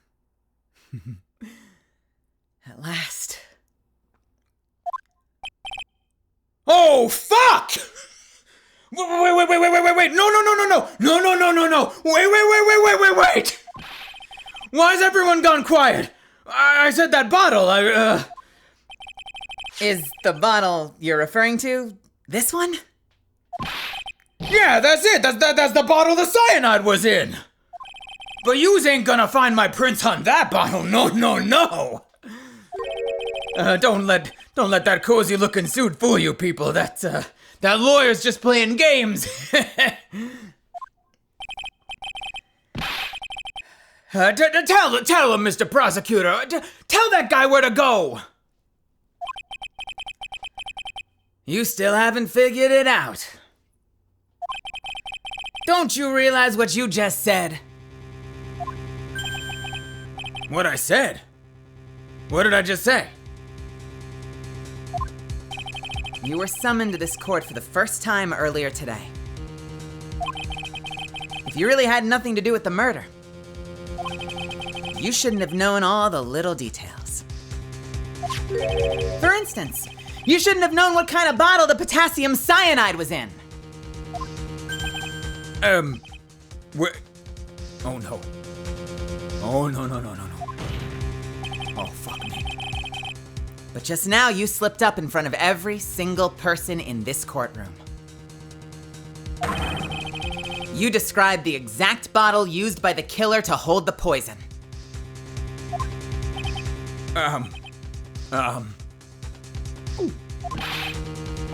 Yous don't know who yous messing with.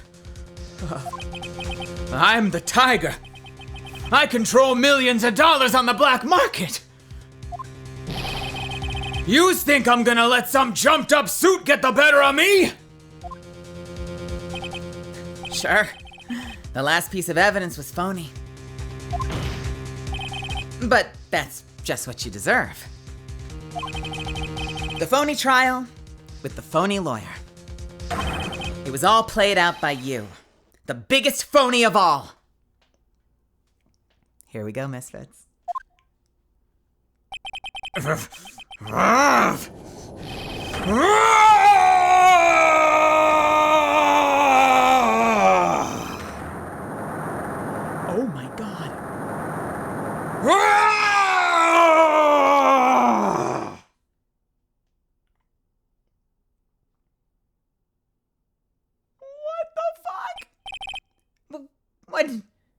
What's going on?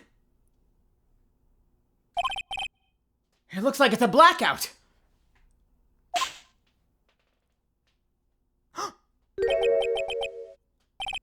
Well done, Trite.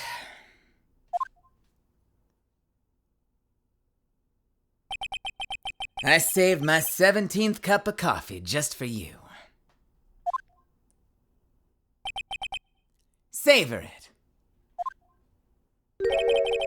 While you watch the police restrain your prey.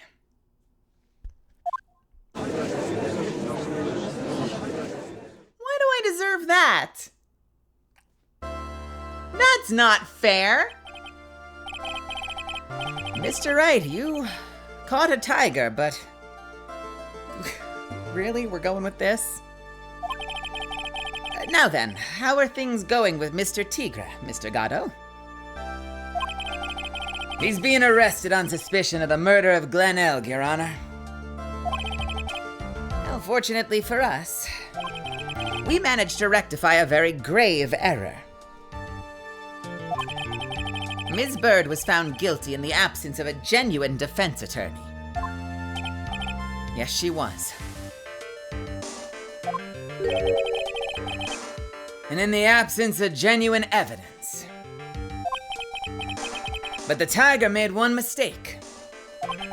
Indeed.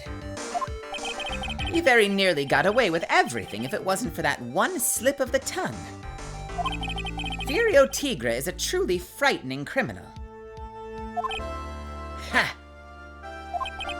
The truly frightening one is that defense attorney over there. Gatto? Well, I am now in a position to deliver my verdict. This court finds the defendant, Maggie Bird. Let's go! Yatta! Fuck yeah! Bam! Another one in the bag. That is all. This court is adjourned.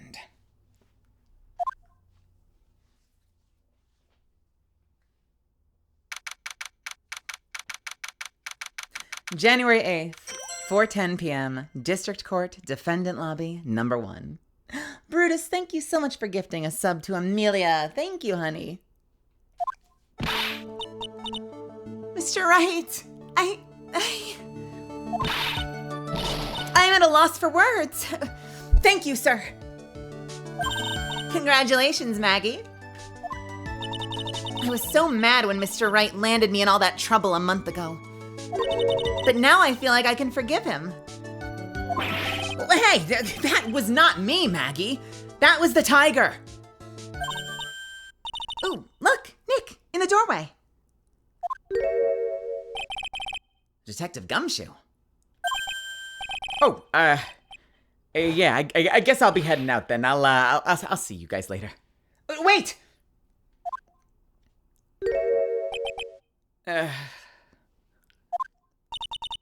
Detective Gumshoe?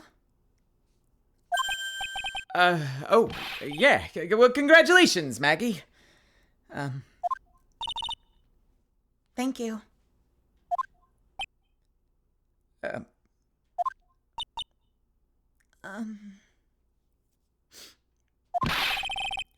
I knew you were innocent all along, It's no big deal.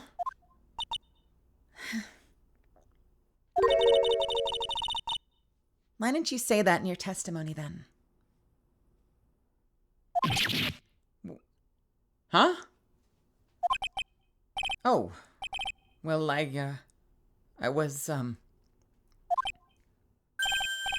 Well, I guess I'd better be heading off, so I'll see you guys later. Wait up, Wait up, Detective! God, he just ran off. Maggie, why are you being so hard on him? He busted his butt for you. It's thanks to him that we got the medication bottle. That wasn't even of any use. But it's only because Mr. Wright used it so cleverly. Detective Gumshoe is just running around in circles. Oh, Poor guy. Looks like she still isn't ready to forgive him. Can't you put in a good word for him, Nick? Yeah, Maya's right. I should help Gumshoe out. It's clear he needs it. Maggie. You know, Detective Gumshoe's been really worried about you. Hold on. I need a sip of water. My voice is super dry right now.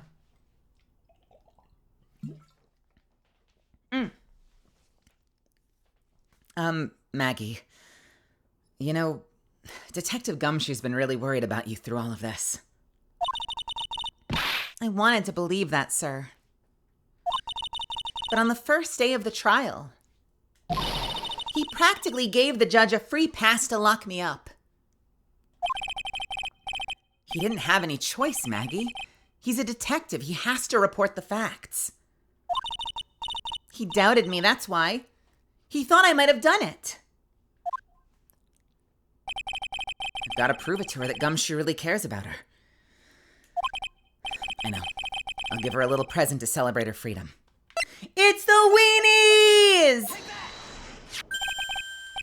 Here you are. A present to celebrate your freedom.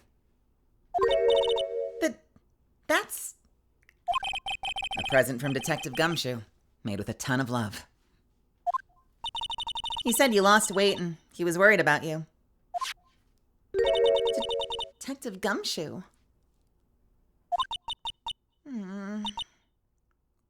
I actually really like weenies, you know?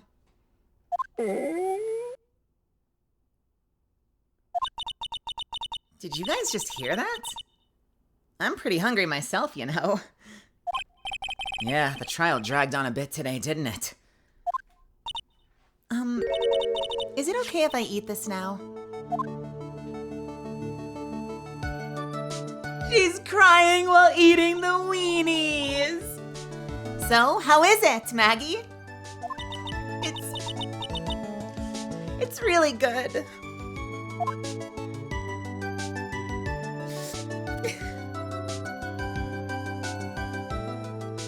So the case of the phony versus genuine comes to an end. The false allegations surrounding Maggie have all been cleared up.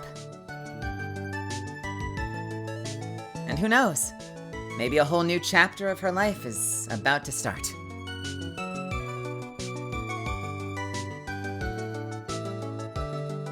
Get those extra bits of rice. Come on. Episode 3. Recipe for Turnabout, the end. We did it! Wait a minute. Hello, Edgeworth. A brand new episode has been added.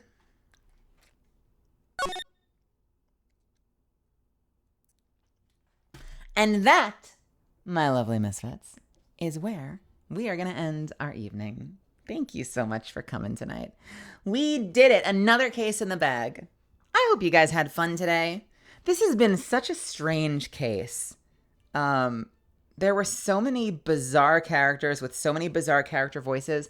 I feel like aside from maybe Rise from the Ashes, this is probably the hardest I think a case has ever been on my voice in terms of like the dynamic. But it was fun. It was cute. It was weird. There were a lot of bad jokes. It's probably not my favorite case by a long shot, but was it good? Did we enjoy it? Did we like the characters? Did we like Furio? Did we like Viola? I didn't like Armstrong, but I liked the others. They were cute. The old man was cute. I liked his voice. He was kind of fun to play with. Hey, thank you so much for coming today. Thank you so much for supporting me and for letting me do this silly, dumb little show for you guys every week. We're so close to the end of the Phoenix Wright series. We've got 2 more cases in this trial. So next week when we come back, we will, hey, Phoenix, you did, I know. Next week when we come back, we will be going into Turnabout Beginnings. And then from the look of it, it looks like it might only be a 1-week case. So after that, we're jumping into the final case, the finale. So we're like maybe a month away from being done with this game and jumping into the other trilogy, believe it or not. Yeah, so that's it. My voice is tired. I need to go rest. I need to shut the fuck up and go make some dinner and like hang out and watch a movie or something. So I am gonna go and relax. You should do the same. If you're here from someone else's community and you decided to stick around, I hope you had fun.